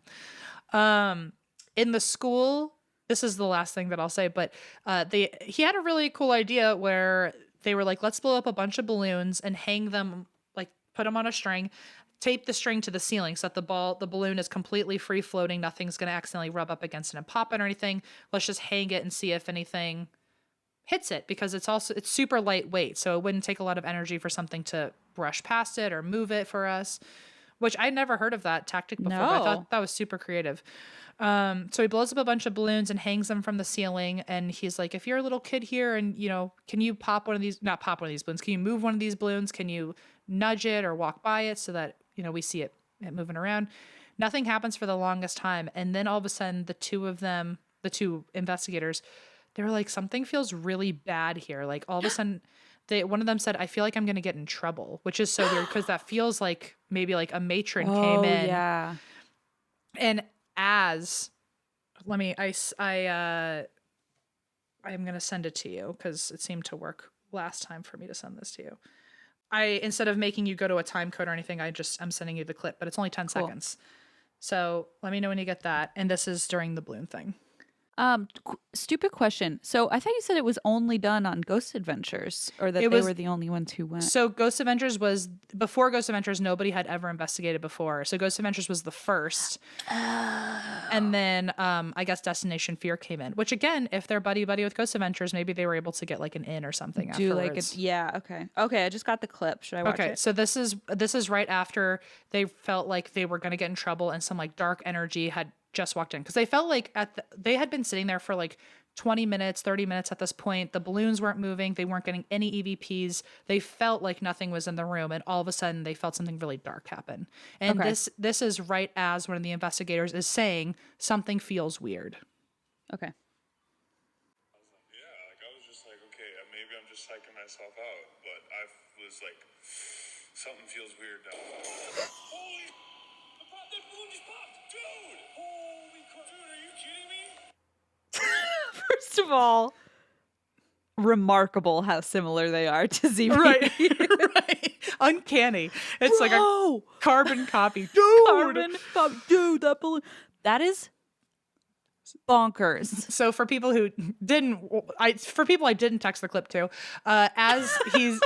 as one of them is saying something feels really weird, the balloon not just pops but like explodes into a bunch of pieces. And you can tell they are shook because the camera freak like out. Almost smashes into the ground. Like they are terrified. So I am aware to all the skeptics that like, I don't know, a little bumblebee could have come in and stabbed it or something. But like honestly, if a little bumblebee came in and stabbed it, that would have been more fascinating and like such a stranger coincidence, I think, than a ghost. Like a little hummingbird just wanted to sniff it with its pointy beak. But yeah, no, it really, it seemed at the same moment where they were like, something feels really weird. And you know here. What's funny too is that he's saying, oh, maybe I was just overthinking it. Maybe I was just in my own, like, it's almost like he's going back on it. And then the balloon's like, nope, I'm here. It's like, you were right. Yeah, you don't were forget right. me. So anyway, both of those episodes were super good. Is Destination Fear good? I need another ghost show after. So I was literally about to like kind of give like a mini shout out to Destination Fear just because like I've really only watched Ghost Adventures and that's it. And unless I was doing research, I haven't watched any other shows. But I did not hate Destination Fear. It was very creative. Like the things that it was actually, so it's Dakota, his sister, and his two friends. Fun. They were like just super, I don't know if this was like how it was written or whatever, but this episode in particular seemed creative, like the balloon thing. They started the episode by all of them being blindfolded and then being like separated immediately without even knowing where they were. Ooh. And so they found out once they were in the building alone because there was 26 buildings. Each of them were in completely different buildings. Oh, geez. Took their blindfold off and then found out they were at an orphanage and these were all the things that happened there. And so they were able to cover a lot of ground by going to different places right away. Chip Coffee ever make an appearance? Honestly, if Chip Coffee just kind of like evaporated into the building, I would have been so into it. He just needs to twirl his scarf around and it'll happen. Just like a one of those illusions where like how they'll throw like a smoke cloud and then they disappear. He just does the scarf and he appears all over swoosh. Again. The scarf swoosh. I love him. Anyway, that's the Twin Bridges Orphanage. That was good. That was really good. And I'm adding Destination Fear to my list here. I have a feeling by proxy, Destination Fear probably wouldn't like us if they know our feelings on Zach, but we also like GA, like we watch it, and we use it for research. We have fun. I gotta say, I like GA. I have no problem with GA, Ghost Adventures. My only problem is things with Zach, like calling the rain, it makes me think of the orphan's tears. Like, yeah, and there's some troubling things he said, and some maybe screaming in the ghost face. It's the problematic stuff of Zach. That's my only problem with him. I don't have a problem with his like spiky hair and acid wash jeans, but I do have a problem with like his like lack of depth in some areas. Sometimes it's a little bit like cringe, but yeah, I mean, I'm going to check out this Destination Fear situation, see what's up. All right. Good job. That was creepy. That was really creepy. Thank you. Okay, I have a story for you, and this is actually a two-parter because it's quite a tale. Wow, you really let me talk for 45 minutes before this episode, didn't you? And then didn't even tell me you had a long story. No, it's a two-parter. It's a long story that's been cut in half, so it's not like super long. Okay, perfect. It was, and then it's been cut in half. So this is the story. Like I said, it's a Russian story, and it's a Russian serial killer. His name is Alexander Pichushkin. Shit, I practiced this so many times. Pichushkin. Okay. Alexander Pichushkin, the Chessboard Killer. Hold on. Hang on.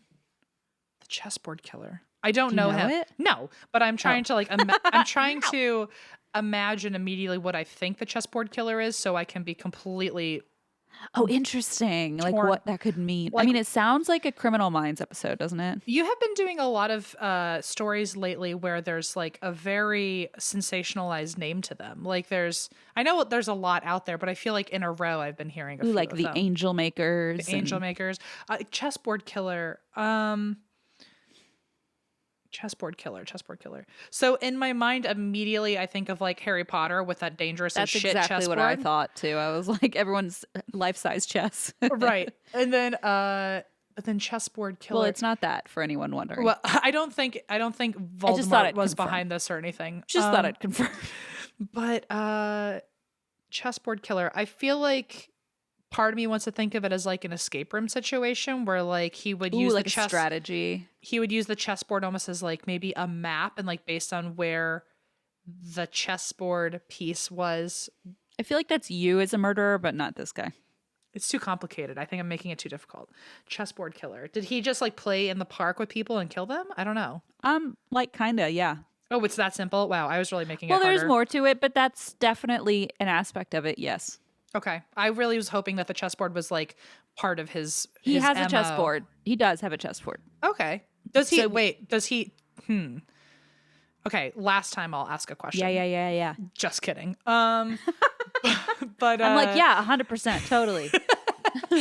Maybe because like a lot of killers, like they always collect like a tchotchke after their kill. They need a trophy. Like, is the chessboard pieces a bunch of things from his kills? So not quite, but you're definitely on the right track. Oh, okay. You're definitely on the right track.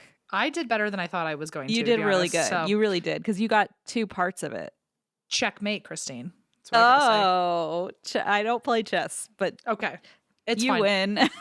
Okay.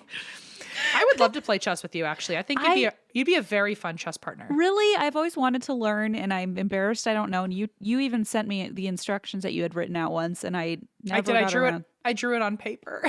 Yeah, you did on like note cards or something, and I never got around to actually learning it. My brother plays. I would not want to play with your brother. I'm no offense to him. It sounds like a headache. Yeah.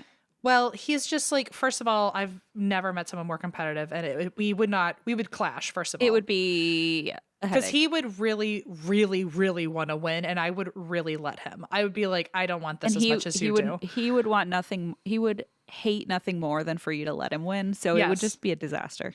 But also he's very, he already is naturally very strategic, and he like, even if he decided I'm going to take like a fucking Xanax and not even care whether or not I win or lose. Mm-hmm. I assume that's what he needs to like not be competitive. I don't know.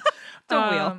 But if we decided we were going to play the same energy, he would still already, without ever playing him, I know he would be light years better than me. So it's like, no matter what. I don't know. I mean, I don't know. I've never seen you play chess. I don't know anything about it, so I can't say either way. But I would say I'm average to above average. Pretty good. But I bet you're pretty good. He's I think maniacal at chess, I would bet. His brain works in mysterious ways. I guess I'll say that.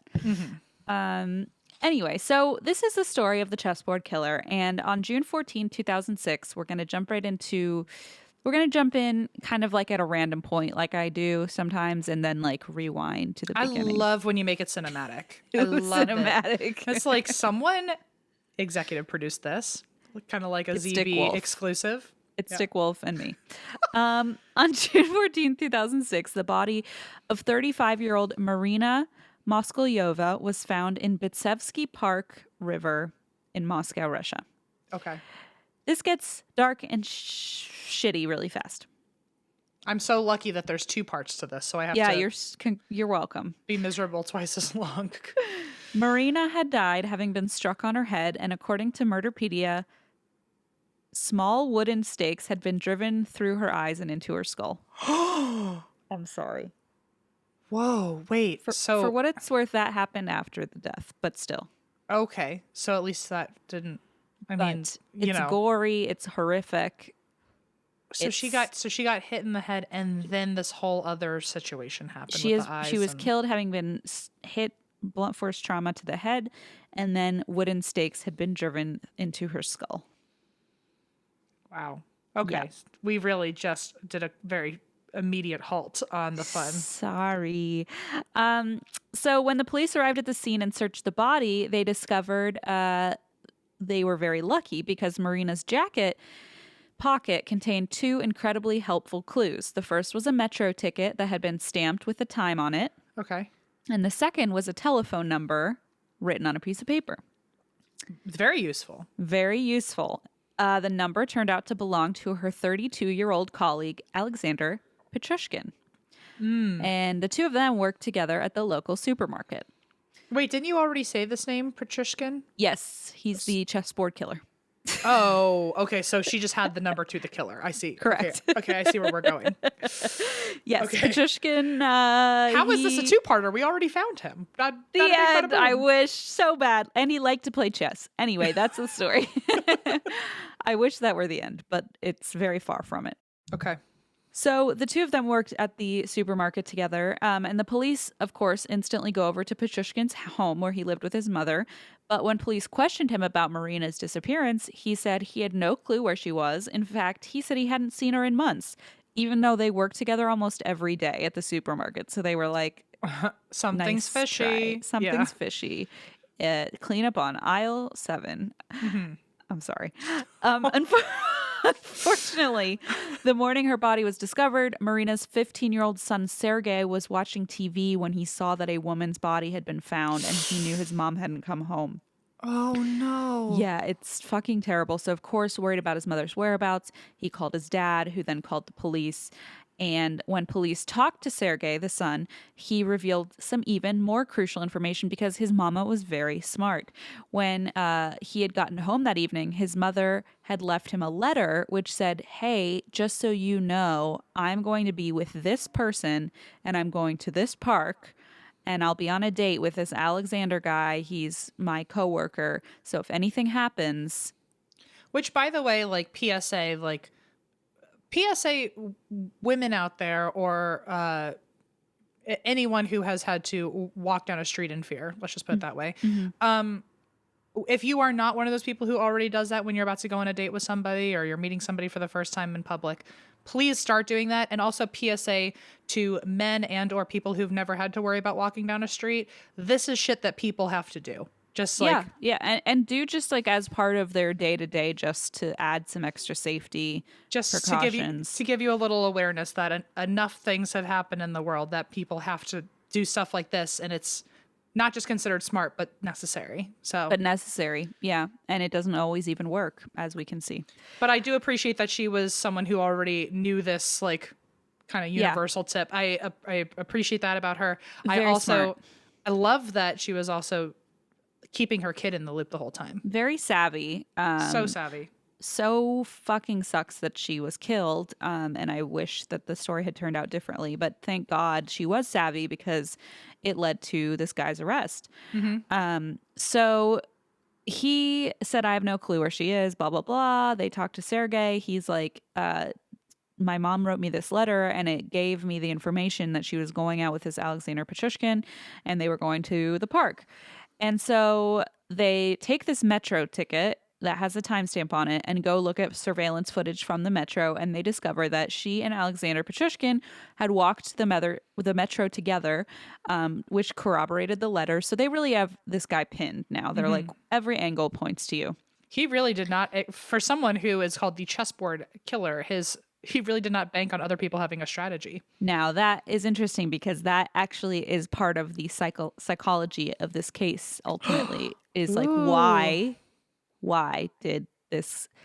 So, spoiler, I don't know if I end up even mentioning this because it's two-parter. I don't know where this gets mentioned, if at all, but basically, she told him on the date that she had written her son a letter saying, I'm with you. And we don't know if it was like out of fear, like she was like, hey, just so you know, my kid knows where I am. We don't know if it was a joke, like, oh, you better not kill me. You know, I was so nervous I even put your name in a letter to my kid. We don't know the context. Did the killer know that the kid knew?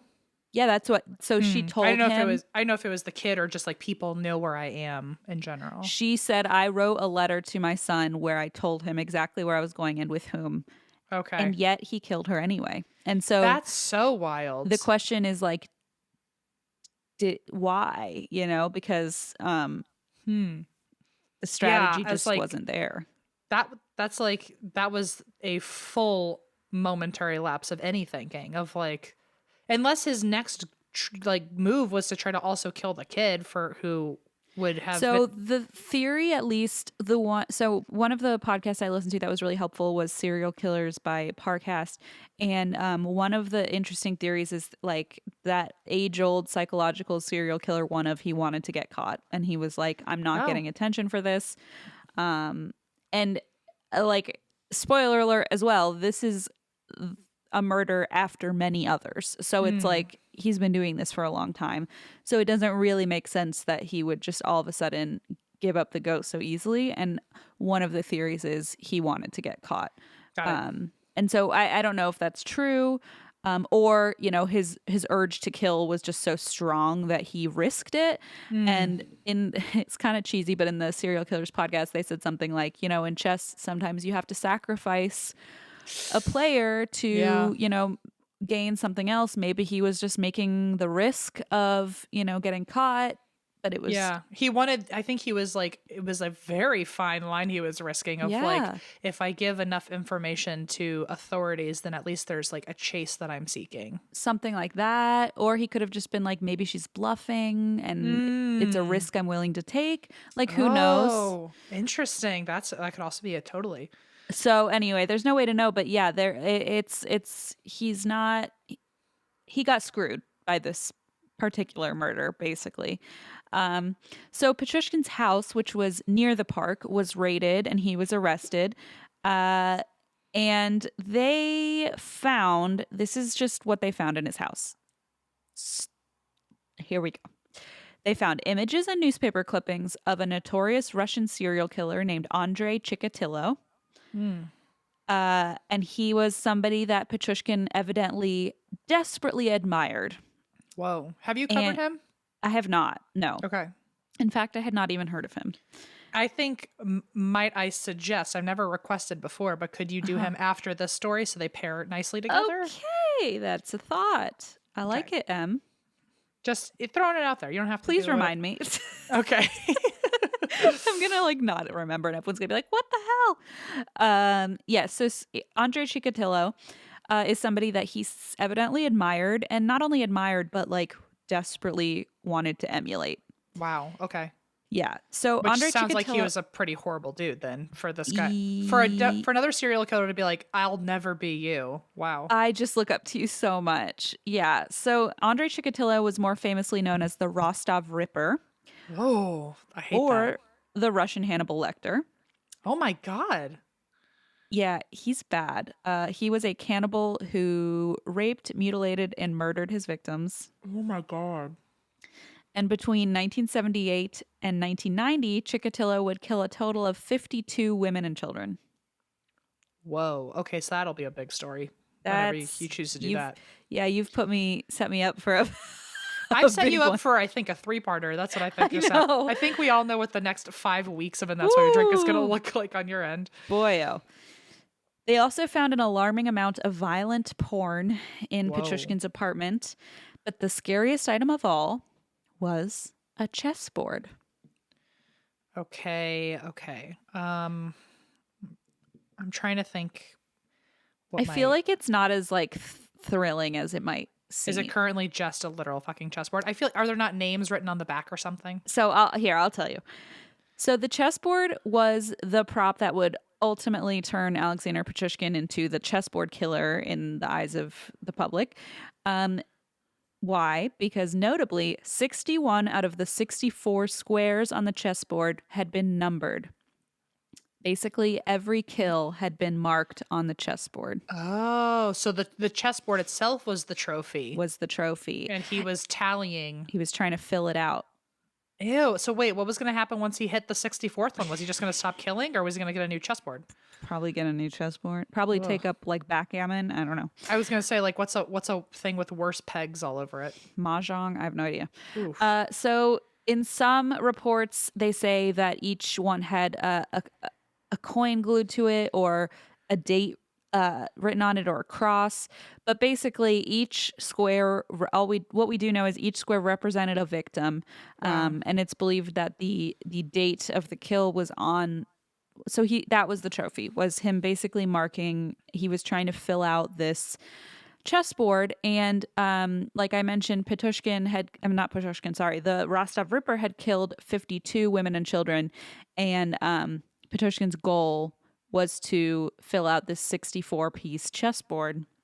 Wow. And so his goal was to surpass his idol. And question, I don't know if you know this because you haven't researched that other fella yet, but do we know if he was dead or alive? Because maybe was he going to try to like impress him or make him proud, or was this more just for him? So he was alive, and the reason that he became kind of his idol is because while Pichushkin was kind of living his day-to-day life, this Rostov Ripper was on trial, and it was this it was this big spectacle, this hugely publicized thing, and he was getting so much attention that Pichushkin was like, I want that attention. Got it. And so it was more like a love-hate thing. Like, I don't think he necessarily wanted to impress the Rostov Ripper. I think he wanted to one-up him and get that same amount of kind of attention from the public and be that hero, quote unquote, in that sick way. Ugh, wow. Yeah, so that's kind of what his goal was. So like I said, each square on the chessboard, correlated to one of his victims. And bizarrely, Pichushkin, which maybe does go to show that he was trying to get caught, was more than cooperative with police. He had no issue returning to Bitsevsky Park, which, by the way, is called Bitsa Park. That's like the nickname of it. And so a lot of times it's referenced as Bitsa Park. So he had no problem returning to Bitsa Park to show authorities around as sort of like a murder tour guide. Like he showed them how he accomplished his kills. He reenacted the crimes.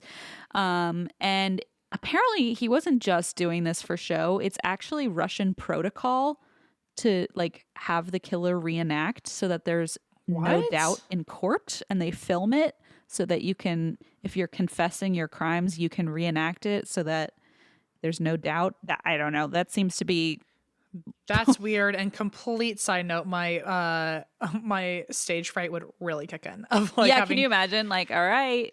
Can you also Camera's rolling. Right. And also, like, I wonder if in a scenario where, let's say, an innocent person is up for murder, they have to reenact it, I guess, to see if the way they would No. do I think it? this is for a confession. Oh, I see. Okay. I think this is for a confession. If you're saying... Can you imagine having to watch a bunch of people, like, reenact something that awful? My God. This would be so bad. Oh, my God. No. This is if you're confessing, because otherwise it would be batshit crazy to have a bunch of people. I guess I did this. I was like, are they all just going to, like, rehearse together, like so they all know what to do when they film it? Oh my God. No. So this is because he is cooperating. He's admitting to all these crimes. And so as part of this process, he has to show police what he did. They film it so that in court they can go through and kind of show what he did. In this protocol, according to a documentary called Serial Killers, The Chessboard Killer, it was evident to those with him that he was taking great satisfaction reliving the murders. Great. Yeah. Like, so can I ask how they knew? Like, was he laughing or smiling? So he was just like super eager to show them what he did. It was almost like he was showing off. The cameraman who was there claimed to have filmed over 40 hours with him because he was so eager. And Pichushkin remembered everything in surprising detail. And according to senior investigator Andrei Supernenko, quote, this is probably my favorite quote from any recent story I've done. So according to the senior investigator, he wanted to talk. All maniacs want to talk. So, which, I mean, I guess that makes sense because, yeah, if you don't know that you need to shut the fuck up and like you're not reading the room that this isn't a cool thing, I guess that makes sense. Or if you're so I don't know if it's sociopathy or what, but psychopathy, you're so tunnel visioned on your proud of yourself, that you don't even have any care that this is like just up thing. No awareness, no wherewithal, nothing. No, yeah, exactly. So all maniacs want to talk is kind of my new, I love it because I feel like it also relates to podcasting, but I was going to say hello. Oopsies. And so he also told the police, quote, "It was all the same to me who I killed. I killed for the sake of the process itself. And for the record, I wanted to kill as many people as possible and to beat Chicatillo's record." So that goes to show he was trying to beat his idol. And though a lot of the reports on this murderer really drive home the point that he was a loner, had never been married, had never been spotted with a woman, which like shouldn't be necessarily relevant to being a murderer. For what it's worth, his old classmate Dennis asserts when we learned he had committed the crimes, it was a shock because everyone from his childhood was like, no, he was so nice and normal. Which is shocking because I feel like you would meet someone like that and be like, oh no, we like, oh dear, right? Like we had a feeling, something was up with this guy. To be able to, agreed. So Alexander Pichushkin, known to his friends as Sasha, was born on April 9th, 1974. So he's an Aries. He was born in Mytishchi, I'm probably saying that wrong, Mytishchi, Moscow. And he was raised by his mother, Natasha Fidasova, after his father left them before he turned 1 year old. So his father left when he was a baby. They lived at 2 Kersenskaya Street, and that's where he ended up living for a majority of his life. And as he grew up, Natasha remarried his mother, and Pichushkin gained 2 half-siblings, Katya and Sergei.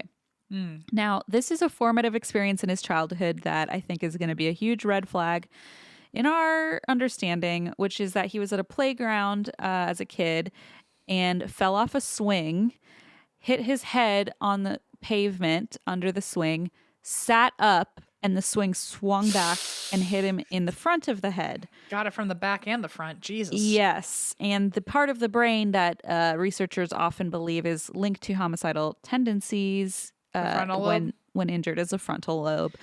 And I probably phrased that wrong. I'm not saying it's often linked to homicidal tendencies. What I'm saying is some researchers believe that there's a connection there with an injury to the frontal lobe or a brain injury, something like that. Jeez. Sorry, but I'm just still imagining like hitting your head on the pavement, coming up and getting smacked. Your brain is just sloshing. That is so bad. And that's before, I believe he was 4 years old, and that's before your frontal lobe is even fully formed. And so the damage done is, and people did say he was never the same after that, which is just really fucking sad. You know, it just like makes me really, really sad.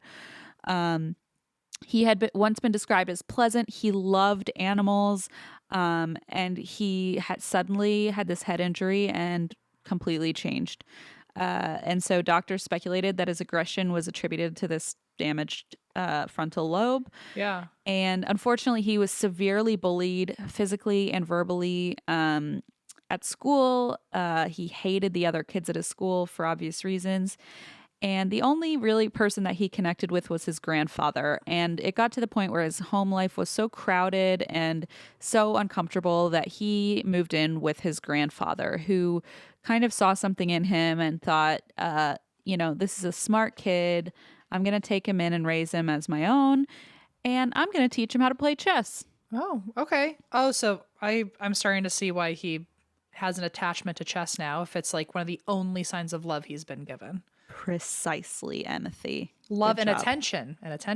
Love and attention, and something he's good at. Mm-hmm. So he was semi-brought up by his grandfather, who would teach his grandson how to play chess in Bitsa Park, where he would play with the older people at the park, typically older men, and he became pretty damn good at it. According to an article in GQ, of all places, Bitsevsky Park, often shortened to Bitsa Park, is a long, rolling forest filled with trees, streams, and clearings. In the winter, it's popular with cross-country skiers. The grounds extend from Balaklovsky Prospect, a boulevard on the north end, to the MKAD, the multi-lane beltway that encircles Moscow 4 miles south. The park is enormous, encompassing more than 2,700 acres, and for reference, New York's Central Park covers 843. Okay. So Central Park's 843. This park is 2,700 acres. So it's pretty darn big in the middle of Moscow. Surrounding it are tens of thousands of people living in sprawling, rusting apartment blocks speckled with satellite dishes. Many people call this part of Moscow the Zhopa Mira, or the asshole of the world. That's what I call it, Christine. I thought that name sounded familiar. I thought it was a cute pet name, but no, apparently not. Huh? Can you say it again so I can type that into my phone for your I'm name? probably not saying it right. How do you spell it? Zhopa. Zhopa. Mira. Mira. Zopa Mira. I don't know if that's probably so officially wrong, your new name in my phone. Biggest asshole in the world, or whatever it was. Thank you. Asshole of the world. Hey, there she goes. So this area was grim. It was concrete, half an hour outside the center of the city, and that's why it got this lovely, beautiful nickname that it shares with me. With all this training from his grandfather and at the park, Pichushkin turned into a great chess player. He started to beat the older men at their own game. He would regularly go and play games with them. And it was unfortunately a pretty pivotal and pretty sad moment in his life when his idol, his grandfather, passed away. And he was pretty young, and so he had already, lost his father at a young age, and now he was losing his father figure, his grandfather, all over again. And so this hit him really hard. He had to move back in with his mother, and he spiraled into a deep depression. It led to alcoholism, and Natasha, his mother, always insisted later that there was nothing out of the ordinary about her son at all. But in the GQ article, they include that Natasha's explanation of him being so normal and ordinary included the following fun facts about him. Oh, God. He had a cat named Mersic and a fish tank. And he loved the TV adaptation of Alexander Dumas' Countess of Montsoreau. Wait, these are things that make him normal? Super quote? Normal. Look how normal he is. It's like, he has a cat and... Wait, did you say he has a cat and a fishbowl? A fish tank, yeah. A fish tank. Oh, okay. I thought it was just like an empty fucking bowl. It's like I think he had fish, I'm assuming. I was like that, by the way, is not fucking normal to just have an empty fish bowl with your cat. He has a cat in a fish bowl, and they watch TV together. It's so normal. I wouldn't even worry about it. I was like, that would be like, ding, ding, ding. We got to get him in here. Like, red flag, red flag.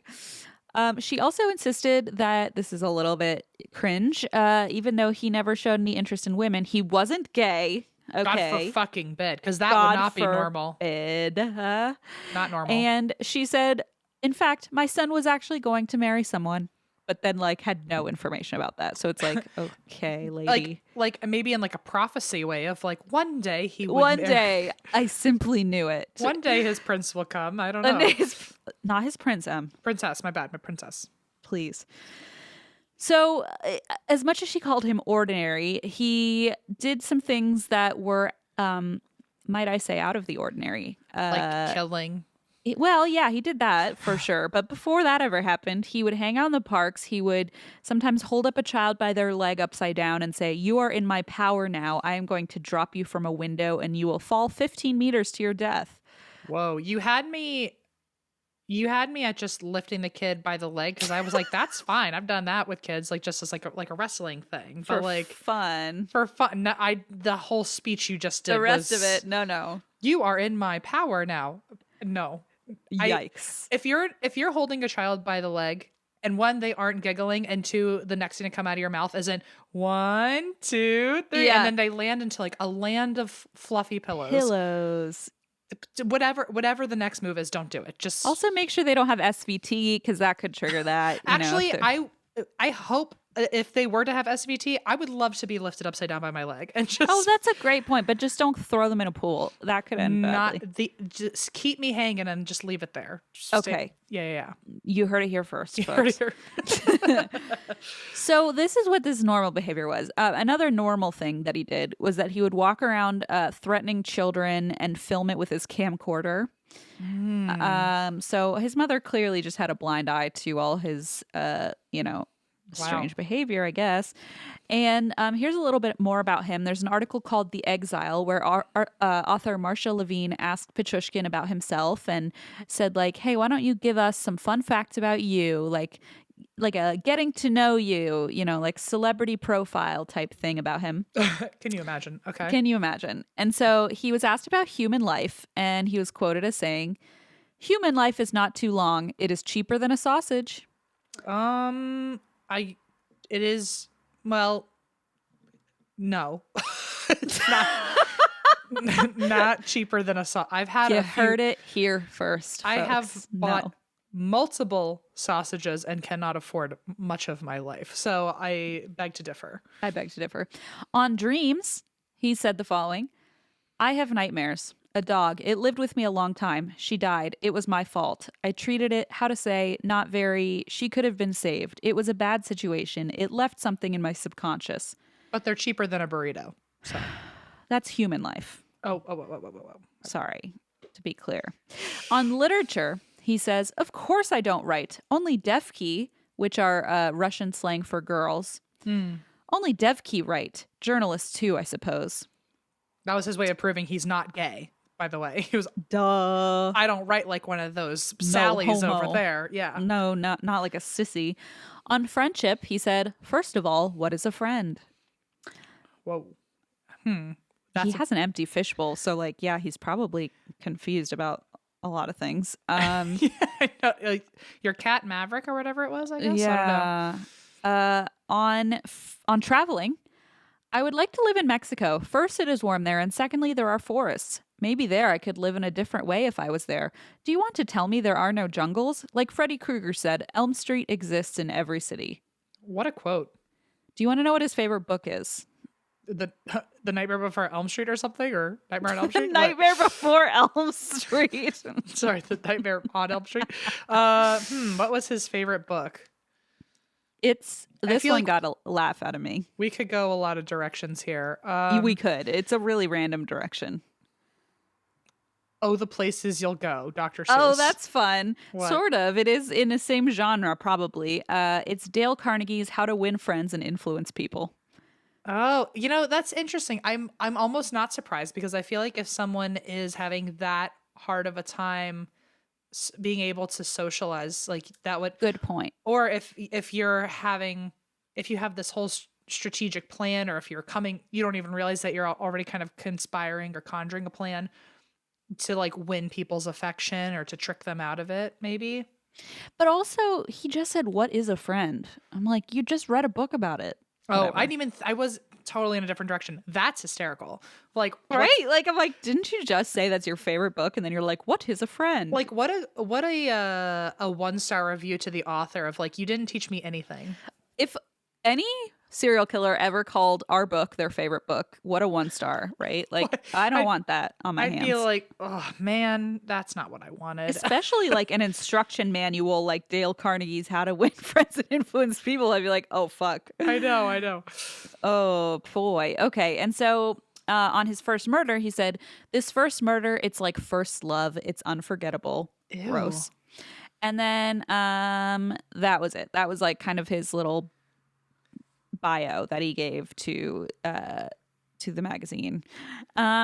So before we get into the massive amount of lives that Pichushkin tragically took, I did want to say too, there's unfortunately not that much information, and I don't know if part of this is because, you know, Cold War. I don't know if like I did hear on the Serial Killers podcast that like records had been disposed of, you know, after a certain point. So I'm not sure why that is, but I just want to point that out if there's a limited amount of information on the victims themselves. Okay.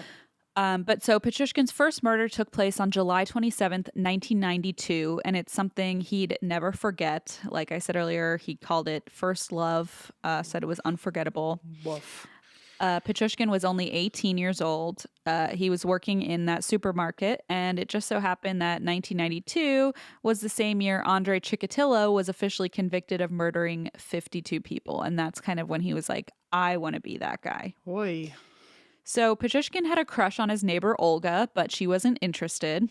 Good Olga. She had a hunch about something. She knew, but she also had a boyfriend. So like, back off. Yeah. Two good Alexander. reasons. Two good reasons to not Two get near good you. reasons. But so when she rejected him, he did what any normal person would do, and he shoved her boyfriend out a window to his death. Oh. Yeah. And then what did he think was going to happen? She was going to jump into his arms and be like, thank God. Like, what? I know. I think he was just angry and he just snapped. He would later comment, the closer the person is to you, the more pleasant it is to kill them. It's more emotional. Oh, I mean, I get that it would be more emotional because you were at one point invested in that person. Like, I guess that's what he enjoys. Isn't that fucked up? Super duper fucked up. I mean, well, now you've got me wondering, like, if I were to kill someone, who would it be? And it's like, oh God, don't answer that on air. Well, the answer is I wouldn't fucking know, but I would certainly, I can tell you with confidence, if I were to kill a stranger versus my mother, I would certainly, the mother one would be a lot harder to get over, I think. Yeah, it seems like he prefers the emotional aspect to it, which is disturbing. Oh my God, I can't even just like the thinking about it, I can't do it. Oh my God. Yeah, it's pretty sick. And Sergei, the boyfriend who was killed, his death was determined a suicide. It was also speculated, but never proven, that Pichushkin then killed Olga a year later because her body would be found in Bitsa Park the following year. Bitsa Park is full of energy from this guy's life. Like, this guy ruined that place. You could just film like a timeline, just get like every stage of his life in that same fucking location. It's disturbing. It is. And so a few months later, Pichushkin recruited his friend Mikhail Odachuk for a killing expedition. God. And he invited him, Mikhail, to pray the streets with him for a random kill. Whoa. And wow. Mikhail thought it was a joke. Like, he was just like, okay, weirdo. Like, it's like his friend. He was I'm so glad you said that, because I was my first question was going to be, how the fuck do you find somebody and then even begin that conversation with them and then luck out that they agree with you? Okay, I'm glad Mikhail was like... He thought he was joking. But Pichushkin thought, oh, great, somebody who agrees with me and wants to do this. Like, he fully believed that this other kid was like, oh, all right, fun. It's just further proof that he is not able to, one, like, read the room socially, so that book really did fail him. Mm-hmm. But also, like, he's just, like, so tunnel visioned or just unaware of anything of how to win friends and influence people. He certainly failed that test. He did fail that test. Supposedly when it became clear that Mikhail was like, wait, we're actually killing somebody, Pichushkin was like, he's making fun of me, and became enraged. Oh God, bye Mikhail. And murdered him.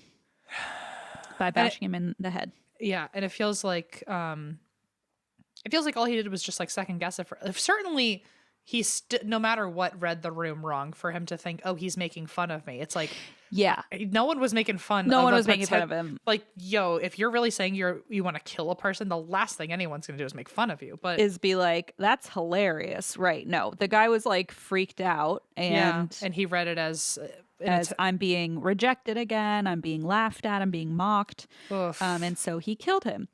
So it was after this that notably Pichushkin took a long hiatus from killing, but that hiatus ended in May of 2001 with the murder of 52-year-old Yevgeny Pronin, because as Pichushkin would later tell the court, for me, life without killing is like life without food for you. Whoa. Wow. So Yevgeny Pronin had been playing chess with Pichushkin, and when the game ended, he invited Yevgeny for a walk in the park. He told him, today's a sad day. My dog passed away a year ago today, and I want to go visit his grave. Will you join me and have a toast to my dog? I brought some vodka. And the guy was like, sure, I'll walk with you. And so they walked into the park, and Pichushkin took the bottle of vodka and bludgeoned him over the head. Holy crap. Threw him in a nearby well. Whoa. And killed him. From then until July 20th, so this was May 17th, 2001. Whoa, okay. From May 17th, 2001 to July 21st, 2001, Pichushkin would kill a total of 9 people. Whoa. And he finished that off with the disappearance of Viktor Volkov. Okay. And then before the end of 2001, so that was from May to July, then by the end of the year, he murdered another 10 people. Holy crap. All in a similar fashion. And then in early 2002, he killed 2 more. Wow. So he really went from I'm taking a break to I'm going on a binge. A binge, hardcore. And up until now, he has been killing primarily men. Oftentimes it's men at the park who play chess. He feels like they're easy targets. He tells them, I have vodka, my dog's grave is over here, will you walk with me? And so in some ways he can influence people, I guess, because he can just get them to walk with him into the park. I was going to say, also interesting that most of his victims were men, because normally I would imagine if you're going to lure someone with a dog story, it's not men that don't know you. And that's you know what? And that's another thing that they've speculated about the psychology. Perhaps he was targeting people he didn't think would be missed, who were less likely to be, cause a stir. It could also be like a dominance play of like, also that, like, I'm smarter than this man, or this guy might be able to get girls or make friends, but I can, trick him and kill him. Yeah. Well, a lot of them were just older, kind of loner old men who played chess at the park, who were who just, like, the most depressing sentence, but just like wouldn't necessarily be missed by a lot of people because they just kind of had their same old routine. And he said at one point, which I think I mentioned earlier, he didn't care who he killed. He just liked to kill. So I don't think it was even necessarily like it was he just had based a type. On access. Yeah, exactly. And like ease of access. So up until now, he had primarily killed men, but that changed, unfortunately, on February 23rd, 2002, when he attacked 18-year-old Maria Viracheva, who was 3 months pregnant. Ugh. And this is the last bit before part 1 is over. And this is like probably the wildest fucking story. I don't know. It's wild. All right. So buckle up. So he had spotted Maria on one of the streets nearby. She was crying devastatingly after she had had an argument with her boyfriend and was worrying about how she'd be able to afford things for the baby now that they had separated. So Pichushkin came over to comfort her. He introduced himself, told her, like, I live right over there. They bonded over the fact that they lived like right by each other. He then offered to help her out financially. He said, I have some cameras some camera equipment that I have hidden in Bitsa Park.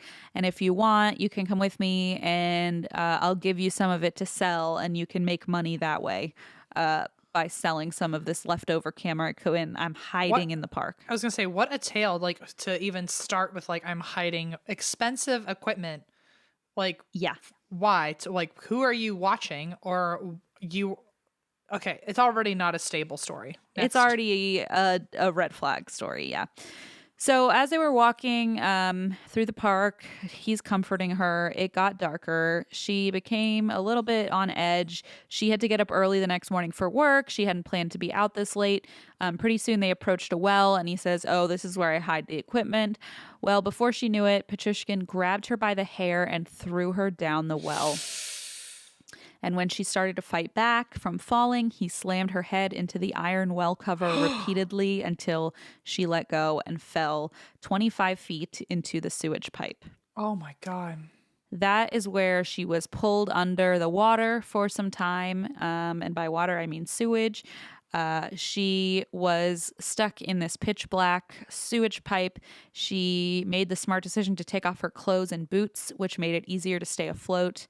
Mm-hmm. She swam around for a bit. She fumbled around. She was finally able to manage to get a hold of the sides of the pipes so that she could, in the dark, kind of make her way along the pipes. Again, she had a major head wound because he had bashed her head in and like repeatedly. And like this is like the smallest thing to even care about right now, but like there's a head wound and she's swimming around in sewage. So like think of the infection it's also causing. It's the last thing you would want near an open wound, I would imagine. Exactly. So she eventually found another well. She walked for about an hour and she managed to find another well. This one had a ladder attached to it. So she climbed up, but unfortunately the exit was blocked by a manhole cover. And she pushed with all her might, but the 90 pounds was so heavy that she only managed to move it a couple inches. And she had been she was there overnight. So by dawn, she had finally managed to move the manhole cover a couple inches. And she could see out to people in the park, but they could not hear her screaming. They could not. Her voice was hoarse at this point. They couldn't see her. They couldn't hear her. People were just living about their day.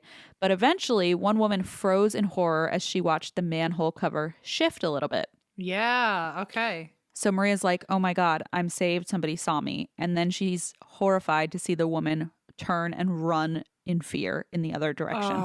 Oh no. So now Maria's like, that's it. I'm fucking toast. Like, no one's going to see me. I can't move this thing anymore. Then thank the Lord, like a guardian angel, this woman who ran in fear was actually running to get security to come see what was going on with this manhole cover. So they came back a few minutes later with security guards and they were able to pull Maria free. She was rushed off to the hospital where she was interviewed by policemen. She survived and thankfully her baby was unharmed. Oh, good. But she dutifully relayed all the information she had. She had his full name, his address, remember, because he said like, oh, I live right there. Yeah. And so you're like thinking, yes, they got him. But remember, this is only the end of part one because... Had he lied about his address and his number and all that? Nope. She told them all the correct information. And according to an article in Lad Bible, this cop promised to tell her boyfriend she was safe and get him to bring some clothes for her, but only if she pretended she had fallen into the well. What? Herself. And the reasoning behind this is that Maria had moved to Moscow from a smaller town, and apparently at the time, you needed to be registered to live in Moscow, and she did not have the proper paperwork, so she was sort of living quasi-illegally in Moscow. And if Maria stayed quiet, he wouldn't expose her illegal habitation. So basically, we're dealing with a lazy cop who said, oh, you're living here illegally? Well, I'm just going to hold that over your head to close this case. God. There is a little bit of a glimmer of justice here, which is that later down the line, this policeman would be put in prison for incompetence. So, well, not a moment too soon, I guess. Not a moment too soon. The slightest amount of justice, which oftentimes we don't even see that. So at least that's a positive. And then the guy I mentioned earlier, Andrei Supernenko, the future senior investigator on the case, would later say about this officer, his only motive was, I do not want to work. That's all. He did not need to search for anyone or prove anything. If only he had worked properly, then Pichushkin would have been detained. We would then not have seen more than half the corpses. Whoa. If they had stopped him that day, they would have been able to stop to save probably 30 some people. And is that why he ended up in jail? Because he was He quasi-responsible for 30 deaths? Yeah. Wow. And had just blown the case so majorly. And that is the first half of the Alexander Pichushkin case. Wow. This is a good one. Isn't this bananas? I feel like you've been on a real high lately. I've been on a roll. I feel like I came back to the show and wanted to prove myself, you know? I know. Well, speaking of, well, not really maternity leave, but babies in general, do you want to give an update on your sleep schedule? Oh, well, you know, we moved her to her crib and she's doing actually really well. And I learned why she didn't like to sleep in her bassinet, and it's because she sleeps like this. Oh, God. Aww. She sleeps completely like a backwards croissant. I don't even know how to explain it. Like she back bends so far back. And her head goes all, like, I'll send you a photo. Her head goes all the way back, and that's how she sleeps. And I'm like, no wonder you weren't comfortable in your bassinet and all you did was slam your feet down all the time. She was trying to get in this weird sideways position. She's just a stretchy little baby. I also, one of my go-to sleeps is like this. Yeah, I sleep with my hands behind my head too, and she also does that when she's not just actually like sideways. Giving you It's very relaxing. Whew, it just gave me a nice good stretch. It gives you a good stretch. Didn't even mean to do that. No, that's a go-to for me. Are you usually a back sleeper or a side sleeper? I fall asleep on my side and always wake up on my back with my arms like this. I do the same thing. Do you have a certain side you always sleep on? I usually sleep on my...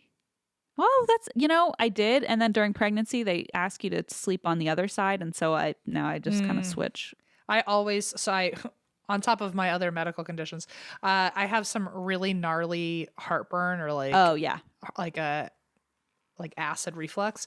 And so I can only sleep on my left side. Yep, that'll do it. And that's the Crohn's move too. Is and it? The pregnancy move. Yeah. Because with acid reflux and stuff, you had to sleep on your left side. Yeah. On my right side, 2 seconds into sleeping on my right side, I'm in so much pain. That's interesting. Oh, yeah. And then you should try this one.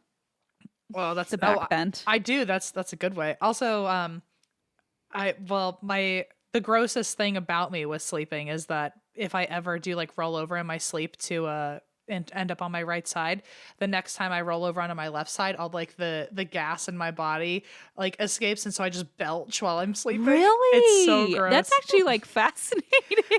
Anytime I'm lying, like Allison and I every night we're like watching TikToks, and then when I roll over to my left side, it's like everything, all that buildup has to evacuate. Oh no. And I just spend the next 5 minutes like belching like a monster. It's so gross. You and my baby have a lot in common. I know you already know that, but like it's sounding familiar already. I am just a 30-year-old baby. That's it. That's all.